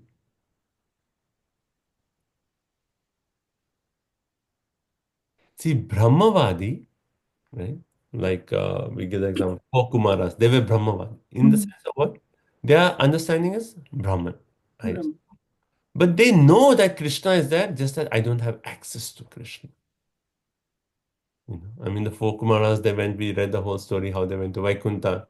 They know Krishna is there, but they don't have access. That is Brahmavadi. Mayavadi is what? They say, I am Krishna. I have forgotten, I am Krishna. When I merge, I will become Krishna. So there's a big difference between Brahmavadi and Mayavadi. Because the Brahmavadi may still be on his path, back home, back to God. Because from Brahmavadi, he can go to the next stage. Like how the four Kumaras, they got transferred. But Mayavadi, they are Kapatena.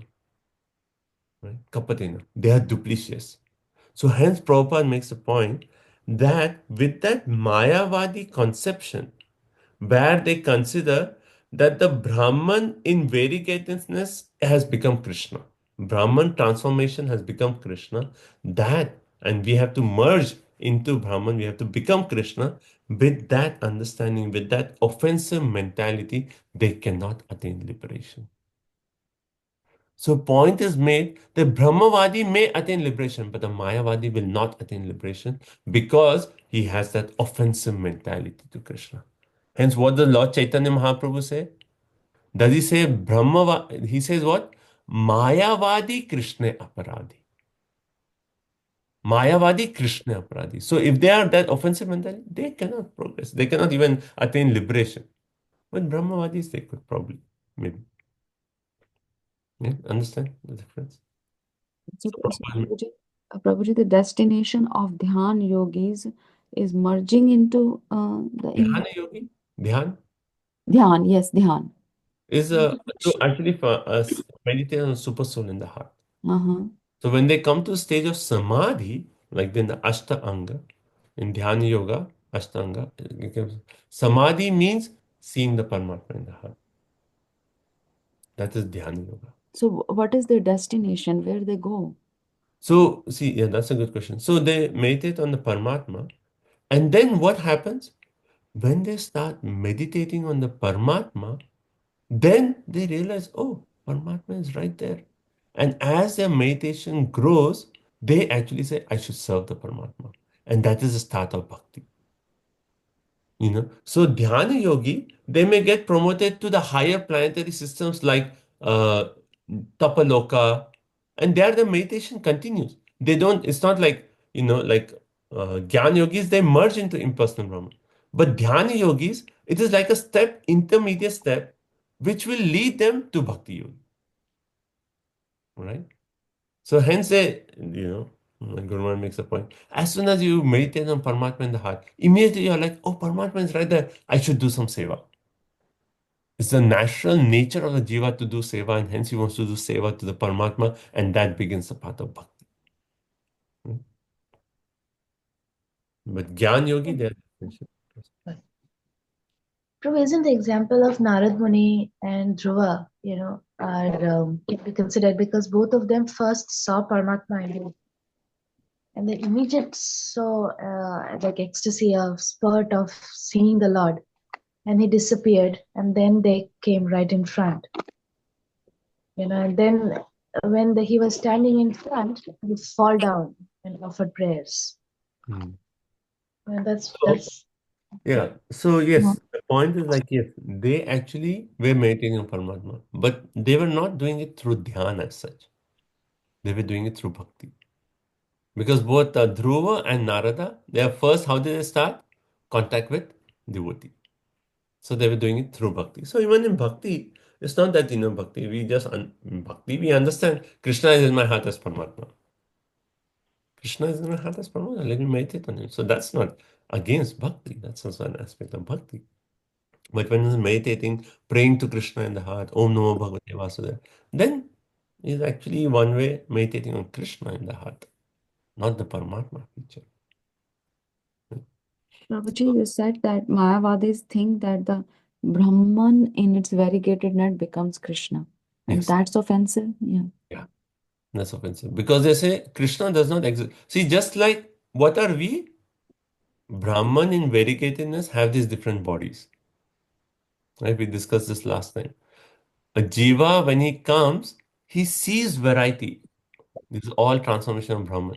And then immediately he's bewildered. I want to enjoy this, I want to enjoy this, I want to enjoy this, and so on. Right? So they say similarly, just like we are, everything here is manifestation of Brahman, even Krishna is manifestation of Brahman. After Krishna goes back, he merges into Brahman. So we are like Krishna. No difference. Sarva Khalam idam Brahma. Everything is Brahman. Krishna is also Brahman. So that is it. But we make the point, no. Krishna is Para Brahman. Yes, everything is Brahman, but Krishna is Para Brahman. Yeah, that's it. Okay. Everyone good? Prabhuji, questions. Gnana yogis, they get Brahman realization, correct? And they merge into Brahma Jyoti. Gyan. Gyan. Dhyana yogis, they get Paramatma realization. Yeah. And they get liberated to higher planetary systems, but not to the Vaikuntha planets. Because there is no Paramatma in Vaikuntha planets, right? I mean, the point is like, it's almost like Dhyan Yoga leads to Bhakti.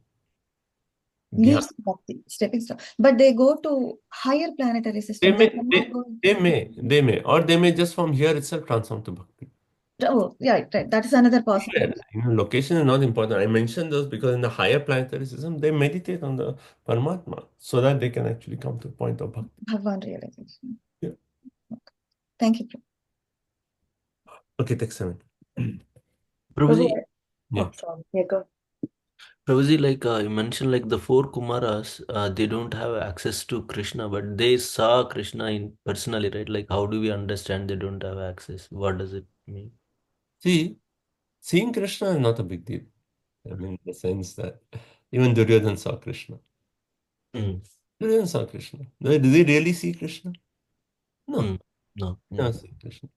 So similarly, when you see Krishna, how can you see Krishna? Only when Premanjana Churito Bhakti Vilochanena. Only when your eyes are anointed with love for Krishna, you can see Krishna. Otherwise, Krishna will come in front of you and you'll be like, oh, which drama is going on in the temple that this personality has come?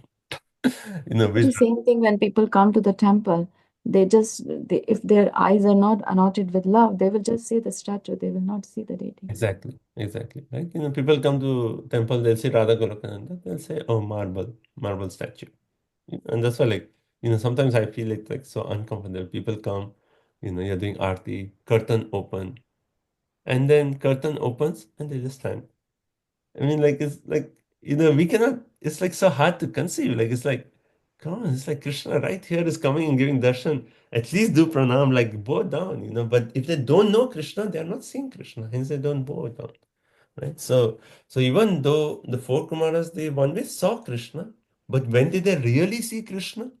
When that smell from the tulasi offered to the lotus feet of Krishna mixed with chandan, when that fragrance entered their nostrils, then what happened? Then there was a transformation in the body. And then they realized, oh, Bhagwan, this is Krishna. And then what was their realization at that time? They were seeing the lotus feet, like, wow, amazing. And they were seeing the form, wow, amazing. Again, seeing the lotus feet, wow, amazing. And they couldn't stop seeing Krishna at that moment. So initially they were seeing Krishna, they were not really seeing Krishna. But when that transformation happened, then they were seeing Krishna, they couldn't stop seeing Krishna. Right? Like Kunti Maharani, Prabhuji? That's why she said the prayers, right? The Kunti Devi. Yeah. She realized, he's Bhagwan, right? Yes, Kunti Devi is a very exalted devotee. From starting, she's exalted devotee, and that's why the prayers are so wonderful in the first canto 8 chapter. Yes, she is a devotee. She's directly seeing Krishna, right? She's not seeing, oh, this is my. One way she knows that he's my nephew, but he's actually Krishna, the supreme personality of Godhead. Right? What's the first shloka she said? Namaste Purushatyadyam. Right? Oh no, is that one? That's right, Prabhuji. Yeah. Namaste Purushatyadyam Ishwari Prakritishwaram.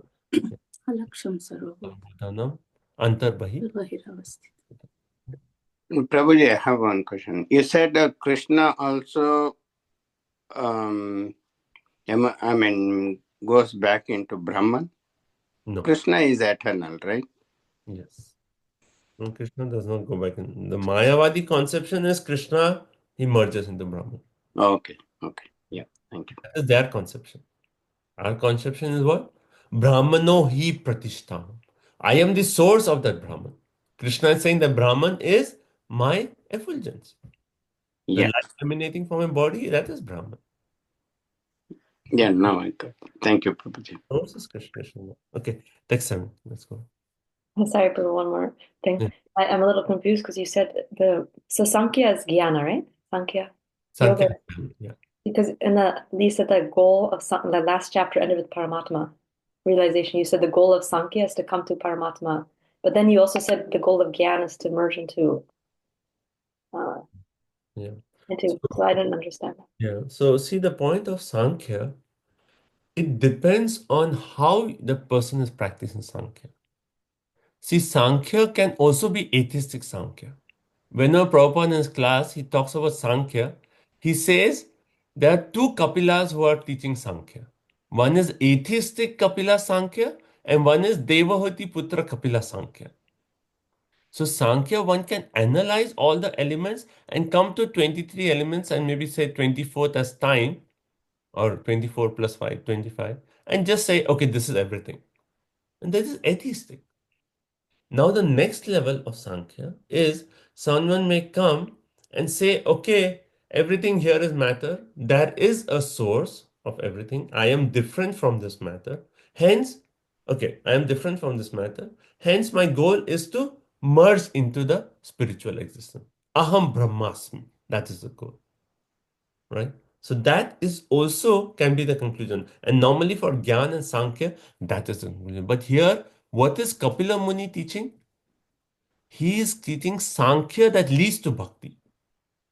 So it depends on who is actually guiding you on the path. So Sankhya can be atheistic. Sankhya can normally lead to impersonal liberation, but here Sankhya is leading to Paramatma. No, Realizing Paramatma. So, it's only because Kapila Muni is teaching it that it's leading to Paramatma. Otherwise, generally, it would lead to yeah, impersonally. And that's why here, this entire section, one way is leading to impersonal liberation, but immediately we'll see in this section also Kapila Muni concludes with Bhakti. How Bhagavad Gita also, Krishna explains Gyan, concludes with Bhakti. Right? So, okay. Everyone okay? All students of Sankhya philosophy. As you said in the last class, that explaining the creation without the creator is atheistic, right? Yeah. Okay, ready? So next section is actually, it's good. I mean, it's not so philosophical, but then we come to 12, 13, then it again goes a little philosophical. Next section from 7 to 10 is basically like the qualities that the Jnani should cultivate. Right? Qualities a Jnani should cultivate. And Prabhupada, he actually talks about how these qualities is actually in a devotee, how it will help a devotee in the path. You know, Prabhupada's mood is very direct. Just do bhakti, just do bhakti. So all his purpose also very devotional.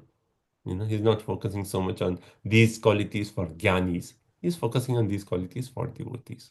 Right? So I'll explain that. We'll take a break, maybe 5 minutes break. We'll come back and we'll do all these qualities. And this we can go a little faster. We'll see all these qualities. And then we'll discuss 12 and 13, which is a little bit like philosophical.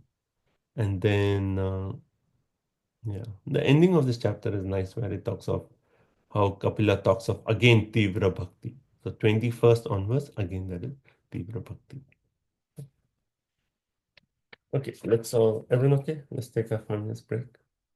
Prabhu, say as you explained about impersonal, Mahaprabhu said they are aparadi, but impersonal realization is one of the Bhagwan. I mean, one of the realizations of absolute truth.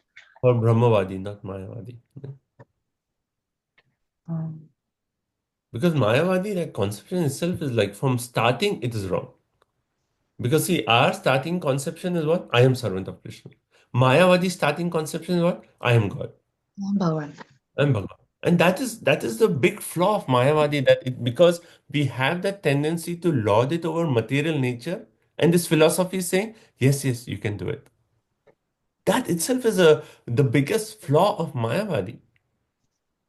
You know, and it is like someone is has a tendency to do a wrong thing, and you're coming and saying, oh, actually you're meant to do the wrong thing, keep doing.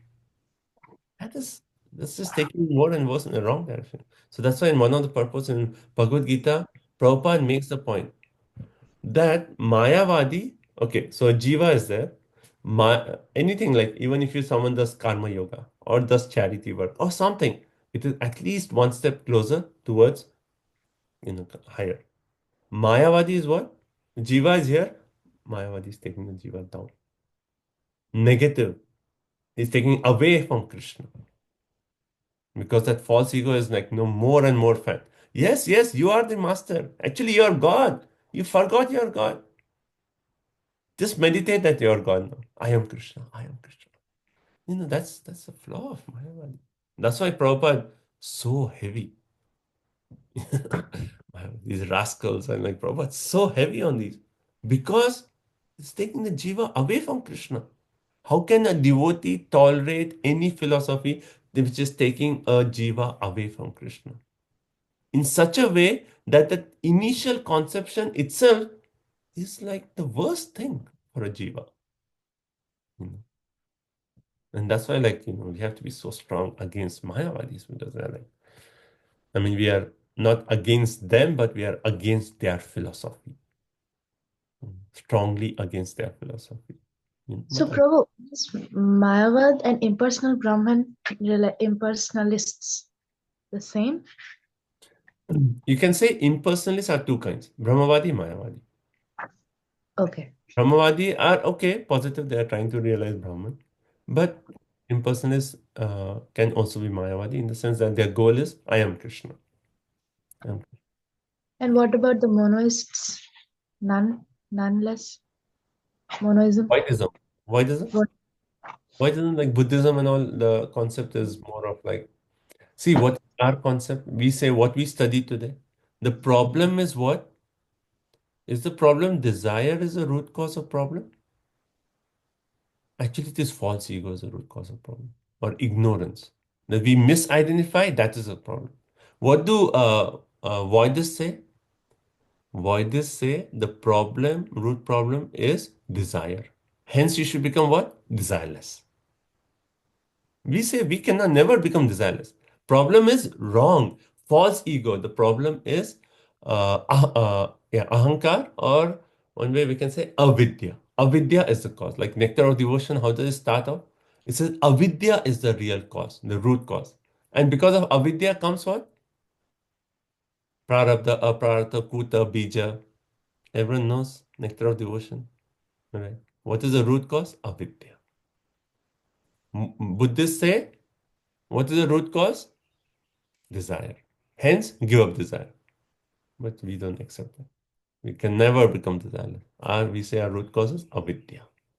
And we have to just transform the desires from selfish desires to selfless Krishna conscious desires. Everyone following? The difference between voidism and us, right? So they are the Mayavadi we discussed, like what is the root problem? Voidism, what is the root problem? They say desire is the cause, hence become desireless. We cannot accept that. What our point is, what is our root cause? Avidya. Hence, when the avidya is taken away by vidya, with this transcendental knowledge, then our desires become pure desires. We're just transforming, taking off the contamination out of the desires and a desire to serve Krishna.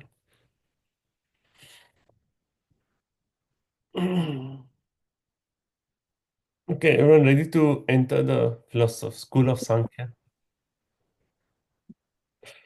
Right. Yeah.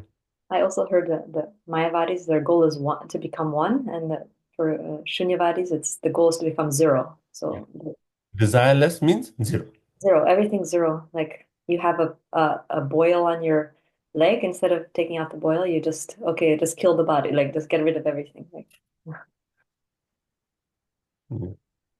Make everything zero.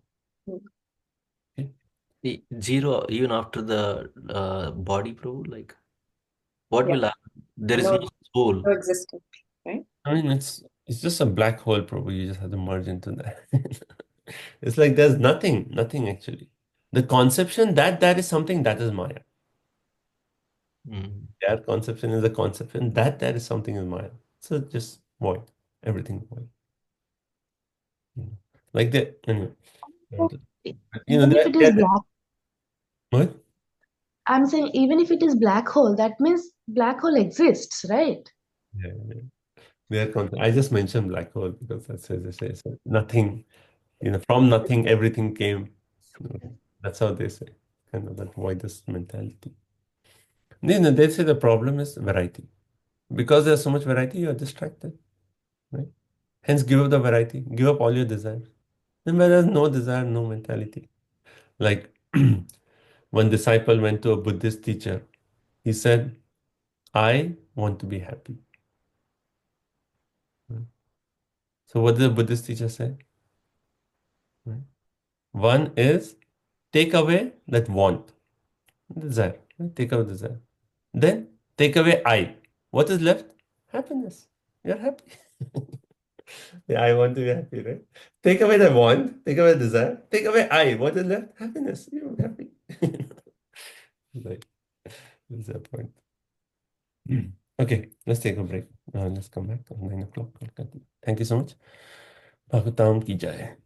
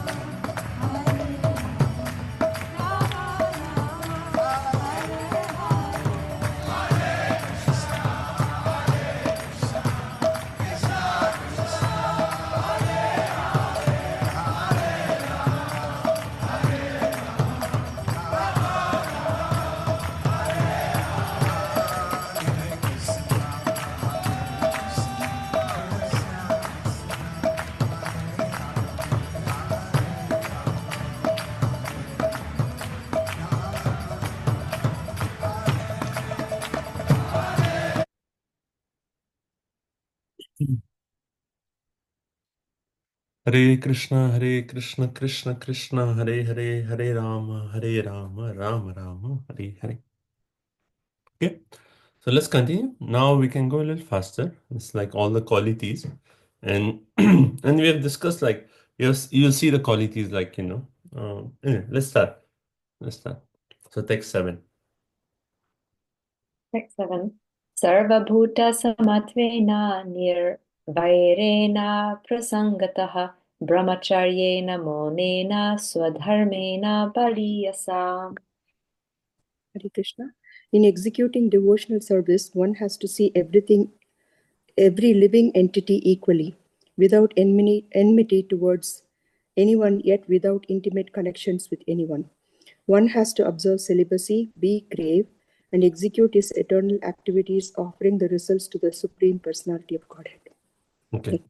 So if you see in the translation, how does Prabhupada start the translation? In executing devotional service. And this is Prabhupada's mood. He always gives like a devotional explanation, right? And we have to remember, like, what are we reading here? Qualities a jnani has to cultivate, right? Everyone with me on that point? So we are reading what? Bhakti Mishra Gyan. Bhakti Mishra Gyan. So what are jnani qualities he has to cultivate? First is Sarva Bhuta Samatvena. Sarva Bhuta Samatvena means we should see everyone with an equal vision. Which is Bhagavad Gita verse? It says we should see everyone with an equal vision. Everyone knows this. Come on, 5th chapter. Quickly. Yeah, what's starting? Vidya Vinaya Sampane Brahmani Gavi Hasya Sunicheva Swakya Pandita Samadarshana. Seeing everyone with an equal vision, right? So we know that. So first, second quality, Nirvairena, without enmity. What's a perfect example for this? Who's Ajata Shatra, who has no enemies? Yudhishthira Maharaj, right? Yudhishthira Maharaj is known by the name Ajata Shatra, right? No enemies. So Nirvairena, he has no enemies. Then third is Aprasangataha, means without prasanga. Prasanga means sangha means association. Prasanga means intimate association. Means without any intimate association.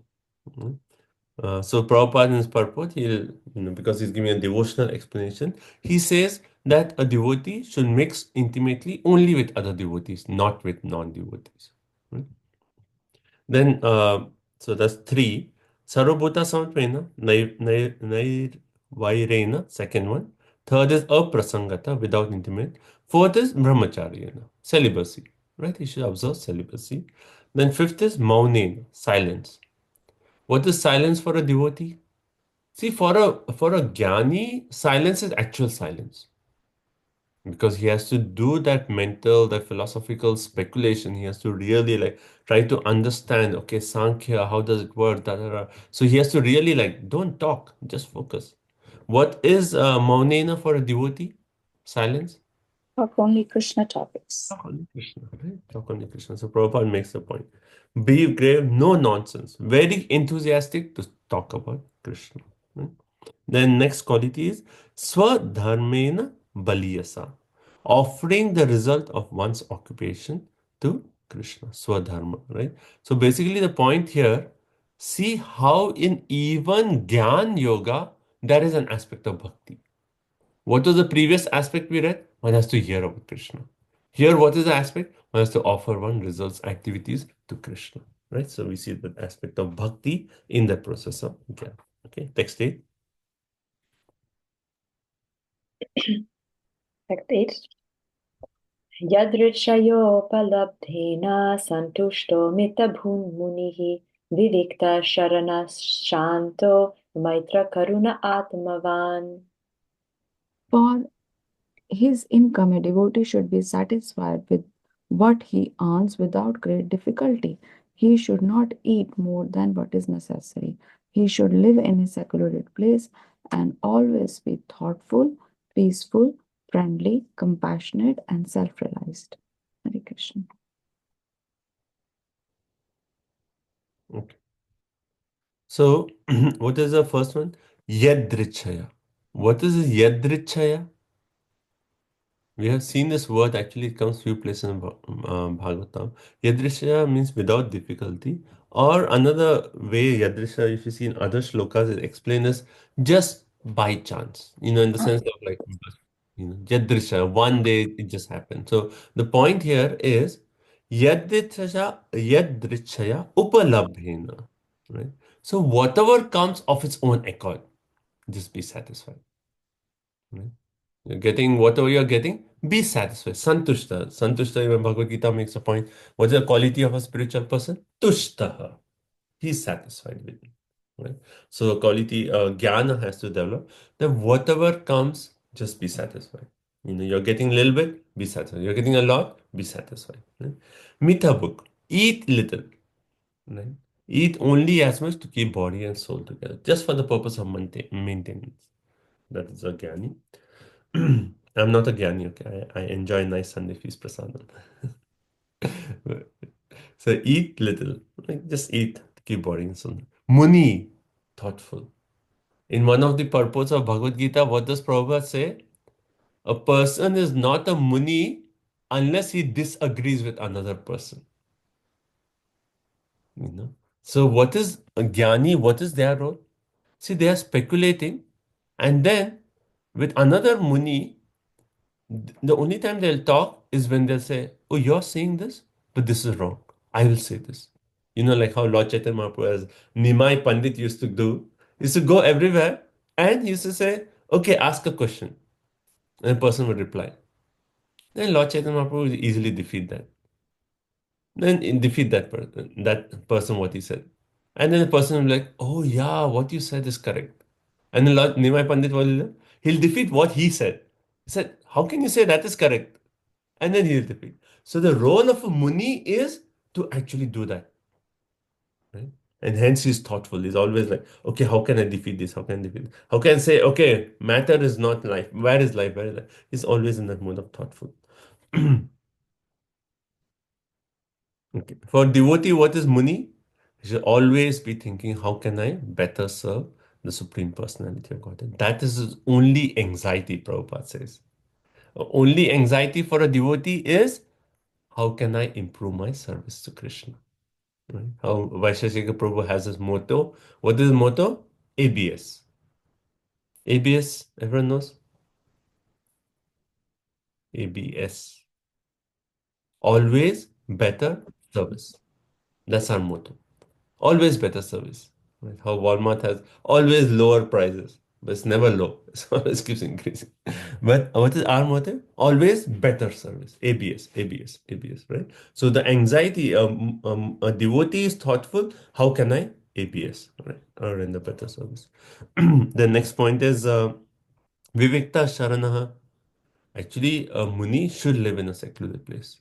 Right? A Muni has to live. But what is for a devotee? Secluded place means select a place where devotees are there. You have devotee association. That is secluded. Secluded means away from non-devotees. Right? Asanga Tyagi Ai Vaishnavachar. So, then next is Shanta, peaceful, Maitra, friendly, Karuna, compassionate, and Atmavan, be self-possessed, be determined. Okay. Prabhupada makes a very nice point with Maitreya. For devotees, how can we be friendly to all? Isn't that a contradiction to what we just said? We just said he should be secluded. That means he should stay in the association of devotee. And all of a sudden now we are saying he should be friendly to everyone. So what does this mean? So Prabhupada actually explains that a devotee should have prasanga, intimate association with other devotees. With everyone else who's not a devotee, it should just be official connection. Official connection. People, you have some business, officially you do that thing. Non-devotees, whatever it is, officially, okay, not intimately associating with their desires, their activities, officially. Okay, a person comes and says, okay, you want this? Okay, what you say is all right. Okay, take it. It's fine. Okay. And then just like, don't go into that intimate dealings and just like, okay, it's okay. Just want to see one thing. Yeah. Prabhupada says, with others, he should be official. He may say, yes, sir, whatever you say is all right, but not be intimate with them. So Prabhupada puts that in quotes. Whatever you say, theek hai. Jo hai, theek hai. I'm not, I don't want to argue with you. I don't want to, I'm focused on something else. Right? And then for eat little, that Mitha book, Prabhupada actually in the purpose, he said, one should eat only innocent food. Never heard that before. Innocent. Anything which is like not vegetarian, that is not innocent food. And then like grains, Prabhupada said, like grains, vegetables, fruits, flowers, milk preparation, and then it should be offered to Krishna. So for devotee, Mitha book means only Krishna prasadam, right? You don't eat anything else, which is not even cooked. That's the next thing, which is not prepared by devotees, we don't accept. Because how can I offer it to Krishna? And then, Maitreya, we talked about Atmaman. He should be determined in his position. That's it. Okay, next line. Everyone okay? Just the qualities we are reading. Should be simple. Okay, next line. Prabhu, on the verse of like do better service in that sense, I was thinking how Mahaprabhu gave the instruction to Raghunath Das Goswami that you go back and behave like a wife who has a paramour outside. Yeah. She does the household things so perfectly, but her mind is always towards, that's like bad example, but yeah, materially it's a bad example, but that's actually what Lord Chaitanya Mahaprabhu told Rup and Sanatan when they were at Ramkeli. Ramkeli. Okay, next line. Sanubandhe cha dehesmin akurvana sad agraham jnanena drishtatattvena prakrite purushasya cha. One saying power should be increased through knowledge of spirit and matter, and one should not unnecessarily identify himself with the body and thus become attracted by bodily relationships. Yeah. So Jnanena Drishta Tatvena. A Jnani should develop what? Jnanena. He should wear the glasses of Jnan. Jnan means what? He should differentiate between matter and spirit. Right? That is the main thing. Jnan, what the whole Sankhya, what did we do last chapter? We just differentiated between matter and spirit. So he should wear those glasses and see the whole world with the differentiation of matter and spirit. Akurvan sa anubandhe and dehe. So he should not identify himself with his body and anything related to the body. Okay. Text 10. Nivrita buddhyavastano duri bhutanya darshanaha upalabhyatmanatmanam chakshushe varkam atmadrik.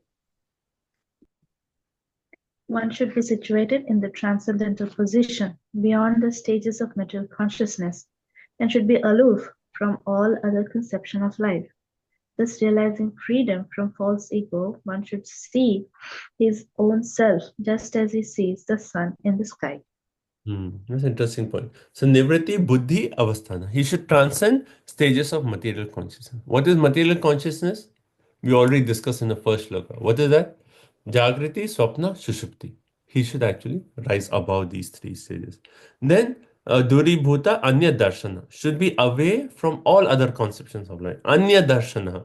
Should just be like, everything else, give up all the other conceptions. And then Upalabhya Atmana. Realize his own self with purified intelligence, just like one can see the sun in the sky. Similarly, at all times, what is the Jnani seeing? He's seeing the Atma. Atmavan. He's saying, I'm a spirit soul. Right? I'm a spirit soul. That is his main driving force. Always he's conscious. I'm a spirit soul. I'm a spirit soul. And for Jnani, he'll actually, philosophically actually say, oh, I am not this, I'm not this, I'm spirit soul. I'm not this, I'm spirit soul. Even that's what 1990, spirit soul. 1980 and spirit soul. So Prabhupada in the purport again, he gives devotional explanation. He says how a devotee, he sees Krishna everywhere. Right? So first point he says how there is Jagrati, there's Sapna, there's Shushupti, but beyond all this Krishna consciousness is what? Turiya. That is beyond these four. It is at the fourth. And beyond these three, it is at the fourth stage, transcendental to these states of consciousness. Beyond Prabhupada makes this point 10, right? Yeah, he makes a point that how a devotee, he sees Krishna everywhere. How does this work? Right? So Prabhupada said in Chaitanya Charitamrita, it said a perfect devotee may see movable or immovable objects, but in everything he sees energy of Krishna. So how is it like if a devotee sees a tree, does he see Krishna? Does he see Shamsundar in a tree? Does he see the form of Krishna everywhere? Yes or no? No, Prabhu. Maybe the presence of Krishna. Yeah, or is energy or is creation? It's just like if a mother may see a sock of a child, and immediately you see a sock and say, "Oh, this sock belongs to my son," and she'll think of what? The sock or the child? The child. Then, oh, this is my child's socks. Child. So she'll immediately have the memory. So similarly, a devotee, he sees everything. He says, "Oh, this is Krishna's energy," and then he thinks of in his mind the smaran of Krishna. He'll drink water. Rasoham apsukonte. Oh, the taste of water is Krishna. And then he'll think about his Ishtadev in his mind. It's not that he's seeing Krishna in water. He's seeing that, oh, this is Krishna's energy. And because this is reminding me of Krishna, he's actually getting the smaran of his Ishtadev. Like Radha Golokananda, etc. Right? So the quote, this verse that Prabhupada is quoting is CC Madhya 8.274. स्थावर जंगम देखे ना देखे तारा मूर्ति सर्वत्र होए निज इष्ट देव स्फूर्ति. He sees everywhere, he sees the energy, and he's reminded about Ishta Deva Spurti, his worshipful Lord. The Spurti comes in his mind. Okay. The verse purport is also very nice. Prabhupada talks about how a devotee, advanced, sees Krishna 24 hours a day and nothing else. As far as movable and inanimate things are concerned, a devotee sees them as transformation of Krishna's energy, and hence he remembers the personal form of Krishna. Next 11. What's the verse number, Prabhu? CC Madhya Leela 2? 8th chapter. Oh, I'm sorry. 8th chapter is what? Conversation between Ramananda Rai and Chaitanya Mahaprabhu. Right? 8th chapter. And in text 274. Thank you. Text 11. Text 11. Muktalingam sad abhasam asati pratipadyate sato bandhum asad chakshu sarvanushyutam advayam.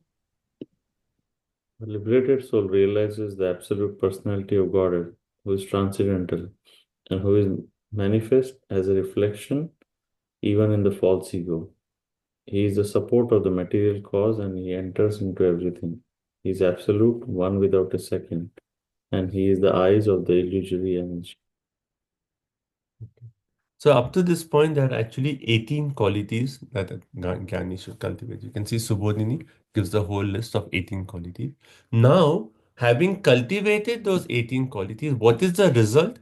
That is text 11. So Pratipadyate means he realizes with that cultivation, what does he realize? What is the result of that? He realizes Mukta Lingam. He realizes the absolute personality of Godhead is realized by that person. Sat Abhasam Asati is manifest as a reflection in false ego. Sata Bandham, support of material cause. So he's saying that Paramatma is transcendental, is manifest as a reflection in false ego, he is support of material cause, he is the eye of the illusory energy, he is entered into every atom, each and every atom. Advyam, he is without a second, not divided. Right? So these are all the qualities of Paramatma that he actually realizes.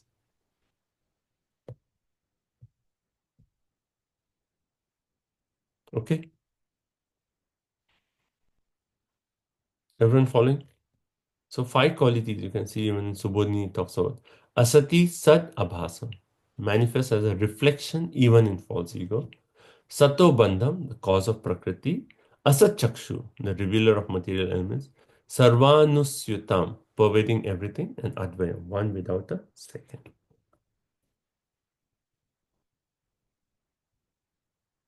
Prabhu, can you explain the first one? Reflection on false ego. Okay, so let's, the next verse will actually talk about that. Okay. Text 12, 13 is actually talking about that. Okay, let's continue. Text 12. यथा जलस्थल अभास स्थलास्तेनावदृश्यते स्वाभासेन तथा सूर्यो जलस्थेन दिवि स्थितः.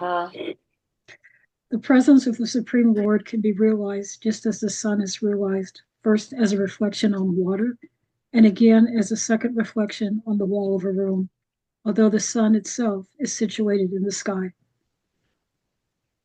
Okay, so in the previous verse 11, it made the point that how a liberated soul, he realizes super soul, realizes Paramatma. How does he do that? See, in Dhyan, how does he realize Paramatma? By his deeper states of meditation. Dharana, Dhyana, Samadhi. He's going deeper and deeper in meditation, and then he sees, oh, Paramatma. He sees the Paramatma. How does a Jnani realize Paramatma? He has to use knowledge. What is this knowledge? Anyway, try this example is a little bit. Let's try to understand this. So, see the sun, right? Sun in the sky is reflected in water. First reflection. Now, if your house is near that water body, then the light from that reflection will be reflected inside your room. Right? Everyone may have this experience. So it is a reflection, and what you're seeing, oh, in your room, it was, you can see a light coming, which is not directly the sunlight. It is a reflection of the sun on the water that is actually creating light in your room. Right? So now, from this, Jnani realizes the presence of soul and super soul. How does that happen? You should ask a Jnani, don't ask me. Okay, let's see. So here it is explained. So text 12 says, the presence of Supreme Lord can be realized just as sun is realized, first as reflection of water, and again as second reflection on the wall of a room, although the sun itself is situated in the sky. So in this verse, Prabhupada is saying this is giving the presence of the Supreme Lord. And next verse, it will say this same example is giving the presence of the Jiva. Okay, so let's see. So in this verse, it says,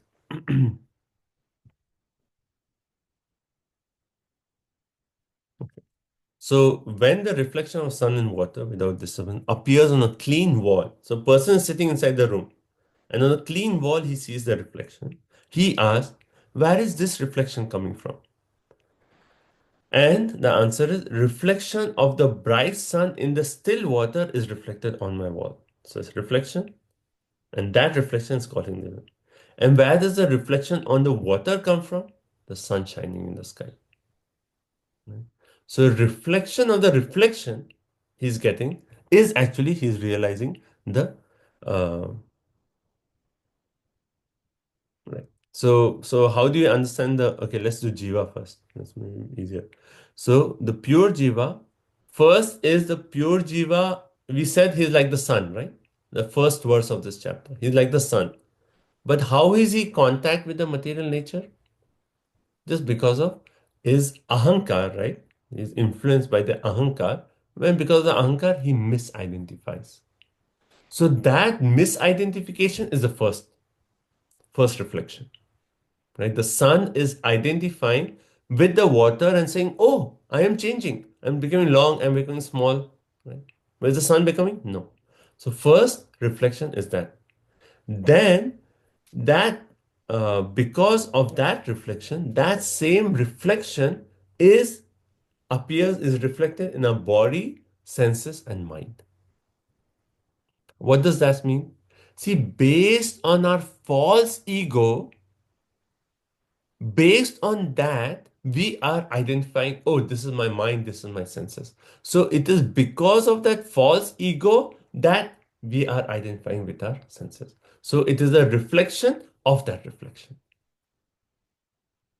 Understanding or no?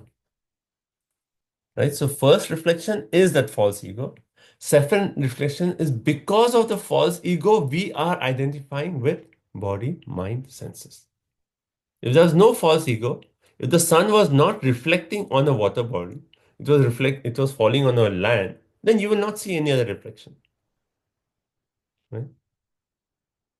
So similarly, because of the false ego, that is reflected in our body and we identify with the body.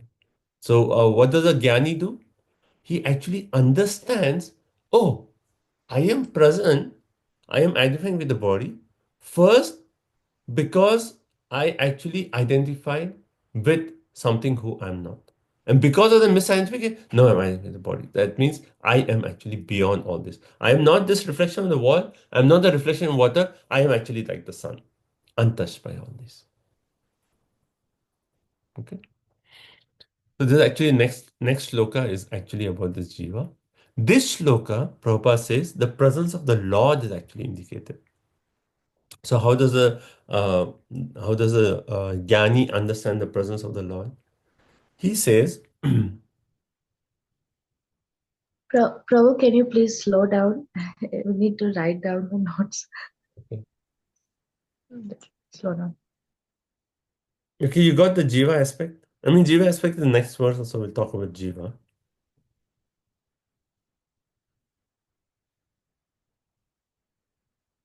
Right?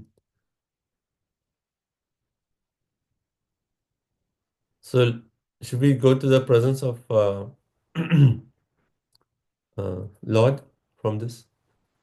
See, when we did the last chapter, the Sankhya philosophy, what did we see? When does Pradhan actually get impregnated? Why? Because the Lord glances. Right? Now, the first reflection is, we know how the glance is carried, by Rama Devi, right? And that is given to the reflection, which is Shambhu, right? So that is the first reflection. Now, Prakriti, material nature, she is actually manifesting all the elements here. The trees, the plants. What is this? Is manifestation of Prakriti. But how is Prakriti? Can the Prakriti manifest on its own? No, Maya Dakshina Prakriti.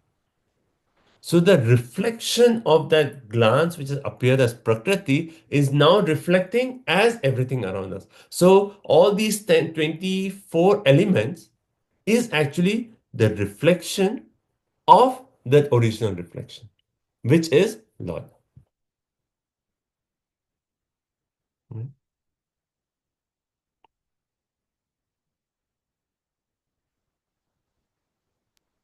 The first glance is one reflection, and the second reflection is Prakriti. Prakriti, yeah. And then what we see around us is not directly the glance of the Lord, right? We cannot say our eyes, our senses is directly the glance of the Lord. No, no. But this is the reflection of that Prakriti.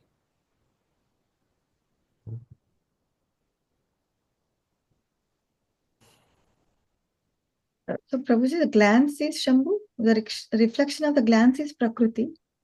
Yeah, And carried by Ramadevi carries the glance. And let's not go too much into detail of that aspect because that's like a whole thing about how the glance is carried. But the main point is the Lord is glancing over, the glance is falling finally, all that transformation, but it's coming in contact with Prakriti. Prakriti. The Lord, how we read in the previous chapters, how Prakriti is also an energy of the Lord, and the Lord wants to interact, hence he glances. So that first glance is Prakriti. Now that Prakriti is reflected in everything that we see. Our senses, like eyes, nose, it's not direct glance of the Lord, it is a reflection of that reflection. The reflection of the sun and water, and the reflection of water inside the wall, inside the room.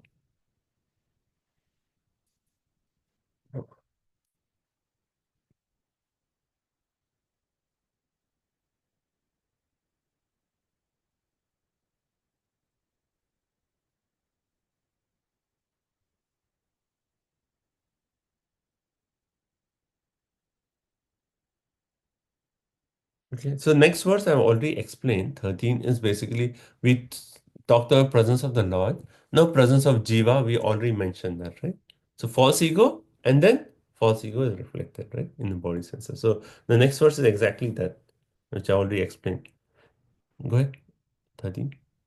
एवं त्रिवृदहङ्कारो भूतेन्द्रिया मनोमयै स्वाभासैर्लक्षितोनेन सद् अभासेन सत्यदृक्. Right? So, evam trivad ahankar. So, first is ahankar, and then because of ahankar, bhuta indra manaha.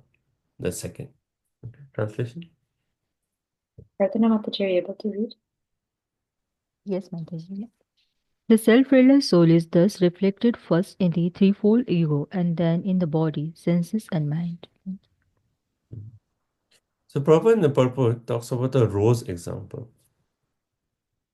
He says, where is that? Yeah.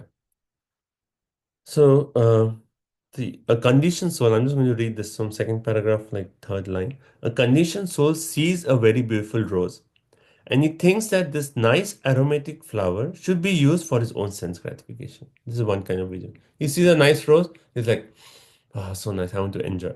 Right? That's first. A liberated soul, however, sees the same flower as a reflection of the Lord. Right? So we are all talking about that reflection. So a liberated person, he'll see a flower, he'll say, well, this is finally the reflection of the Lord. You know? And then he'll say, see this, and he thinks the beautiful flower is made possible by the energy of the Lord. Right? By the energy of the Lord. Therefore, it belongs to the Lord, therefore it should be used in the Lord's service. So the vision of a jnani that way, he sees everything and how we made the point. He thinks that, oh, this is energy. This is a reflection of the energy of the Lord. Hence, I should use it in the service of the Lord. So these are two kinds of vision. Conditioned soul sees the flower for his own enjoyment, and devotee sees the flower as an object that we use in service of the Lord. In the same way, we can see the reflection of the Supreme Lord in one's own senses, mind, and body in everything. With that correct vision, one can engage everything in the service of the Lord.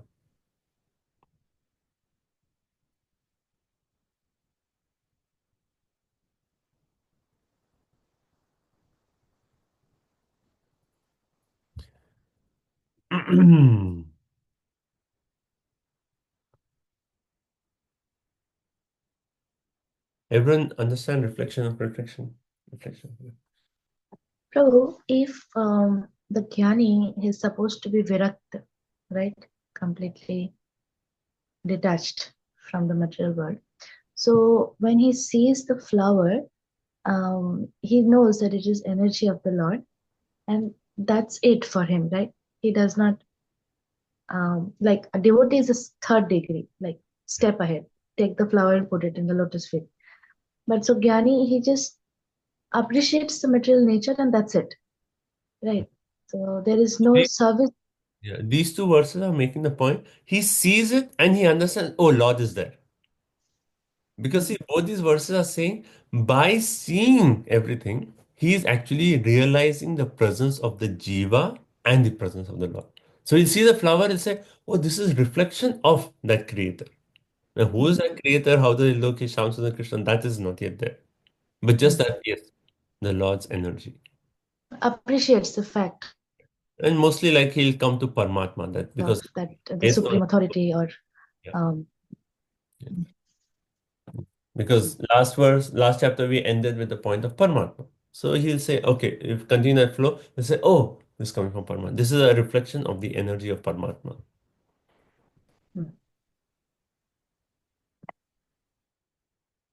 Okay, continue. Okay, everyone, 14. Bhuta sukshmendriya mano bhudyadishviha nidraya lineshvasati yatstatra vinidro nirahankriyaha. Hare Krishna. Although a devotee appears to be merged in the five material elements, the objects of material enjoyment, the material senses, and material mind and intelligence, he is understood to be awake and to be freed from the false ego.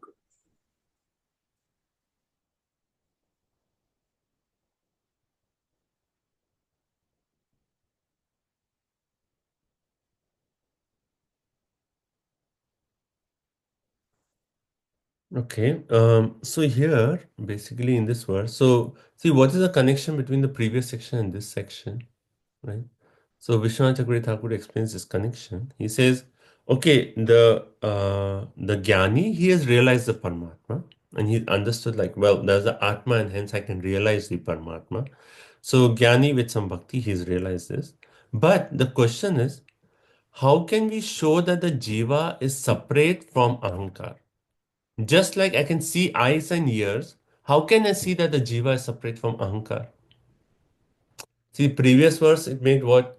The Jiva is the first reflection is what? Ahankar. That Ahankar is reflected as body, mind, and senses. Right? Everyone okay? The last sentence I said. Prabhuji, we said that the dhyani is meditate on Paramatma. The jnani is impersonal. Okay, so I explained that point to Ratnadika's question earlier, right? How here, because Kapil Dev is explaining, normally Gyanis, they are perfection is impersonal. But here, Kapil Dev is actually bringing to the point of, because he's explaining devotional Sankhya. So he's bringing to the point of Paramatma, right? Hence the conclusion of previous chapter, last shloka is what? Paramatma, not impersonal liberation. Right? So okay, so here, so what is the question now? So previous verse, the realization is what? Previous verse, the realization is that I can infer the presence of the jiva because it's reflected in false ego, false ego reflected in my senses. Right? Reflection of reflection. But how can I show the jiva is separate from false ego? Ahankara. So that is explained in 3 verses. So that's the point that we are discussing now. So I mean, that's like, I mean, this section is just like you read Vishwanath Chakravarti Thakur's commentary, Prabhupada's commentary. It's just like really a lot of analysis and try to understand that what is finally the point. So here, how Vishwanath Chakravarti Thakur explains, he gives this example. He says, if a person loses wealth, right? So that's actually from this verse. Actually, from next verse will come. If a person loses wealth, he thinks what? If he's attached to the wealth, he will think, I am lost. Like if a person loses all the money in the account, he'll think like, oh, I am lost. Is he lost? No, he's not lost. If he wants, he can again re-earn all the money. Right? Everyone with me? But if the person does not have that attachment to the money is lost, but will the person consider himself lost? No. Right? No. So that example is used. The next verse will actually give this example. So the point is, by yoga practice, the jiva becomes blissful in own form, and when jiva detaches from enjoyment. So the problem is what? See, the problem is if the money is lost, the person is considering I am lost, I am finished, khatam ho gaya sab, paisa gaya, main gaya, right? But the problem is not the money. The problem is what? His attachment to the money. Similarly, the same thing with the jiva and ahankar. Ahankar is there, right? The false ego is there, existence is there. But the problem is that attachment. So, but they are separate. If the jiva can actually realize his own form, then even ahankar goes away, the jiva will say, I am there. I am not lost. My, false ego is not there. Ego is there. Some real ego is there. I'm separate from that. So using this example, the point is actually explained how the jiva is separate from ahankar. Everyone's mind has face as like question mark. What is this? Anyone follow this point? Yeah. I see few people nodding. See, actually, the next verse actually is giving this example. Let's see. Okay. Can we just read the next verse? Maybe that will help. 15. Manyamanastadaatmanam anashto nashtavan mrisha nashte hankarena drashta nashtavita ivaturaha. The living entity can vividly feel his existence as a seer, but because of the disappearance of the ego during the state of deep sleep, he falsely takes himself to be lost, like a man who has lost his fortune and feels distressed, thinking himself to be lost. Right. So here that example is given. A man loses his fortune and feel, I am lost now. But is he lost? No, he's not lost. He's falsely thinking I am lost. So similarly, the jiva can vividly feel his existence that I am the seer. But because of disappearance of that ego during deep sleep, he may falsely think that, oh, I am lost. But I am not lost. I'm not lost. And then further 16 will actually complete this point. So we can read 16 also. Evam pratyavam rishyashtav atmanam pratipadyate sang ankarasya dravyasya yogasthanam anugraha. When by nature understanding, when by mature understanding one can realize his individuality, then the situation he accepts under the false ego becomes manifest to him. Right. So here, third point. So second point is what? Giving the example of the person who lost his wealth falsely thinks I am lost. So that is text, the previous verse, 15. 16 is, oh, when his intelligence matures, even his money is lost, he said like, I am not lost. I am still there. So even the false ego goes away, the jiva, what does he come? I can realize his individuality, that the situation he accepts under false ego becomes manifest to him. That, oh, I had accepted this false ego and hence I was in this situation. But I am separate from the false ego. Okay, should I just repeat that last part again? So up to the qualities everyone got, right? That was qualities are okay. Now after quality, what did we say? How does the jnani perceive the jiva, perceive his presence? And we talked of reflection, right? So reflection, the first reflection is the consciousness of the jiva is reflected in ahankar, and because of the ahankar, the body, mind, etc. is reflected. So it is a reflection of the ahankar. That's why the body, mind, and senses are there, and that's why the jiva identifies with body, mind, senses. Clear? Everyone okay so far? Okay.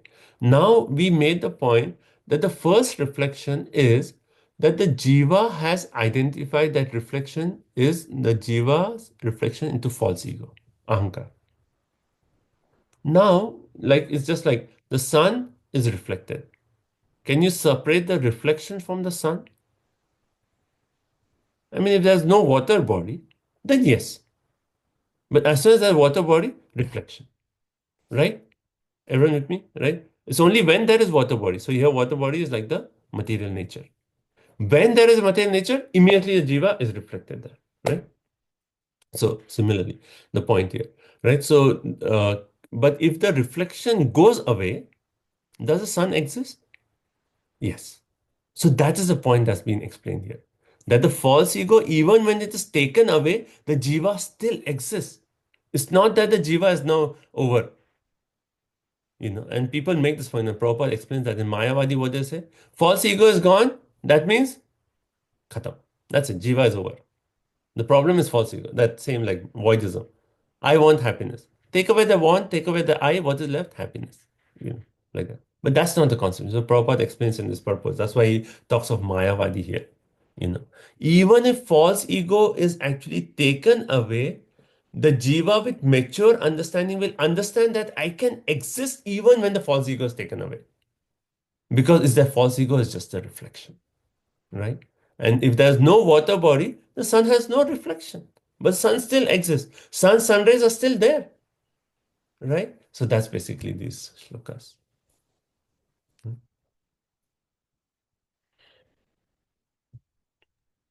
Prabhu, when false ego is gone, only true ego is there, right? That we are the servants of the Lord. So, see, that is your devotee. That's why you're speaking like that. Oh, okay. From Jnani does not know. Jnani's understanding of Jivera Swarupa Krishna and Nityadas is not there. Right, that's the point I was saying. So his analysis is from here, material elements. Okay, no. Where is life? Oh, finally Atma and then Paramatma. Paramatma is the cause. Okay, Paramatma is the cause. Okay, now why am I here? oh, Atma is reflected here and then reflected here. So he's actually going from down to up, right? And that's why he's following this path, and then he's coming to the point that, oh, false ego is there. That's the cause. If I take away the false ego, am I there? And that's the example he uses and understands. It stops there. Yeah, Unless, no, I mean, this is one step forward for him. yeah, right. One step forward for him. That he understands, yes, false ego is the problem. If I take it out, I exist. Now, what is that existence? That will come next. Next step. Okay. Okay. Phew. I hope you could understand. Like it took me, like even during Bhakti Vaibhav, when I was going to this classes, I was like, I don't follow. Doesn't make no sense. Then anyway, I tried to prepare the best I could, so I hope I could follow the flow. I feel that we're so fortunate we have the descending process and not this ascending process, because that's like so complicated. When you try to do it through logic and like, I'm not this, and it's like so complicated. But if we just accept it, oh, I'm spirit soul, Krishna's there, I'm a servant, it's so easy. And that easiness comes only when what?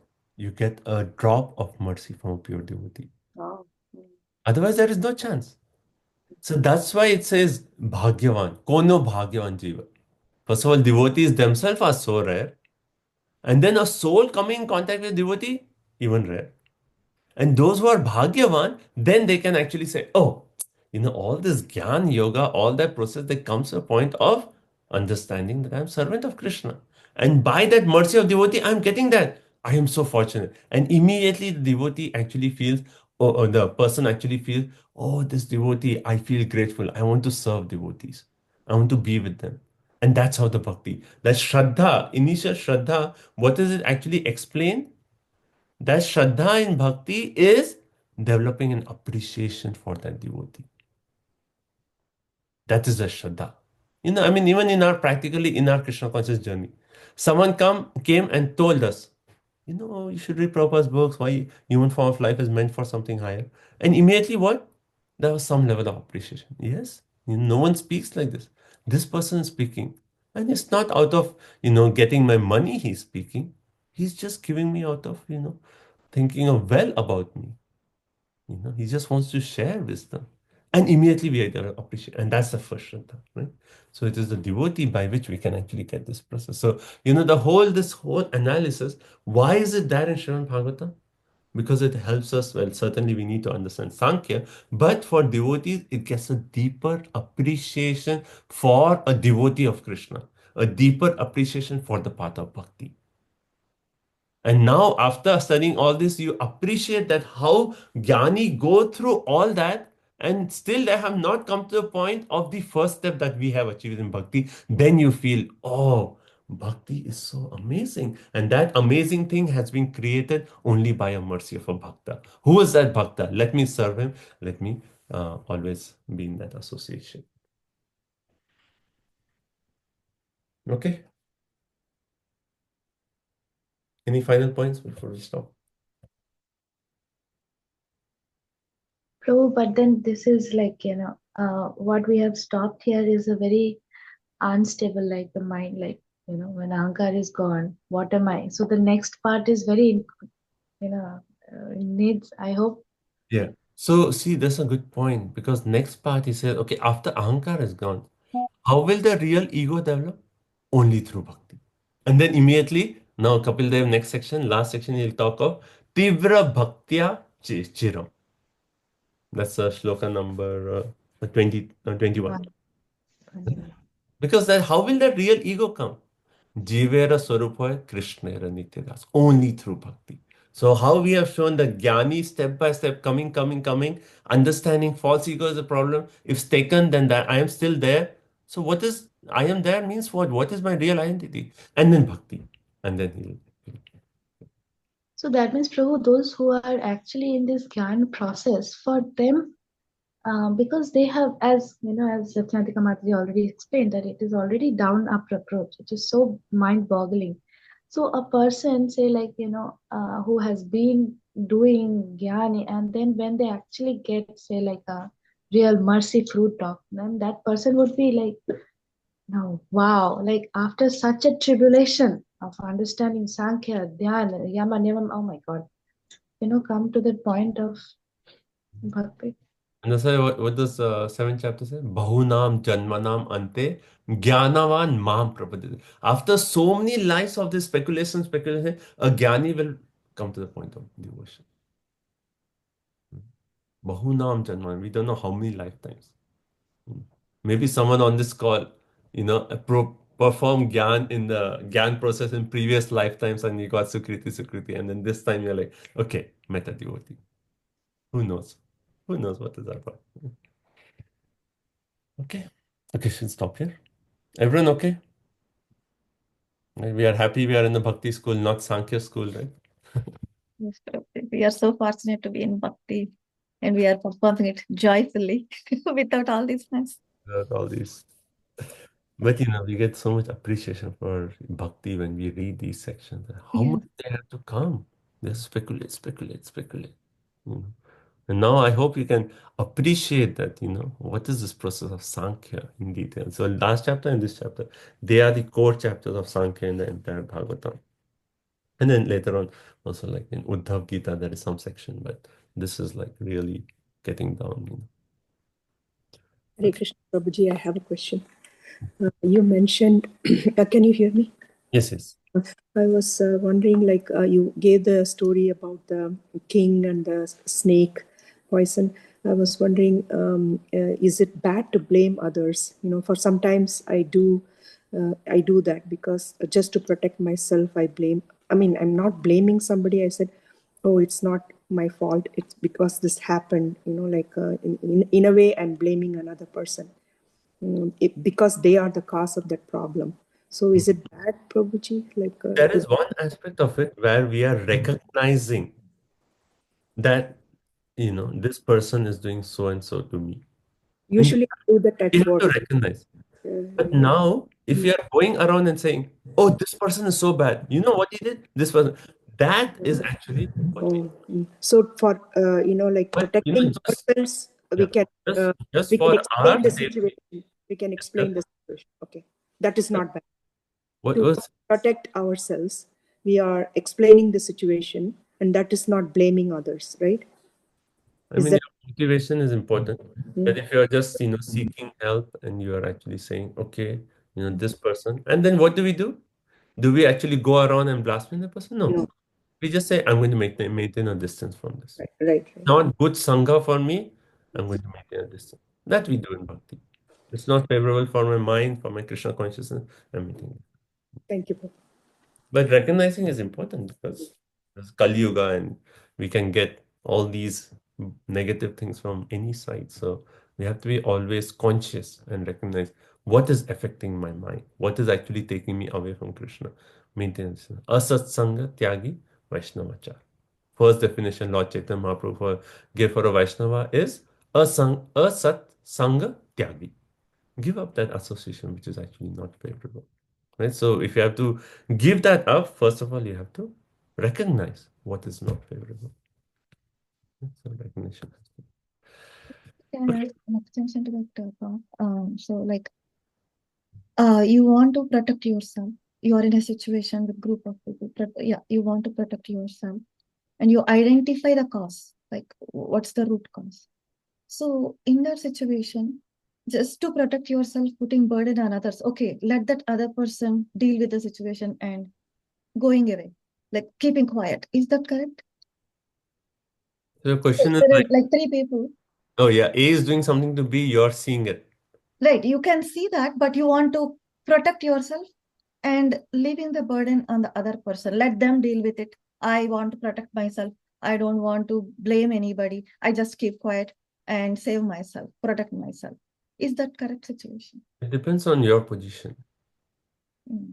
See, one thing that we have to understand, it's you cannot change people.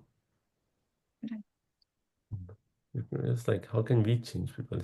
We cannot change ourselves. What to talk of changing other people?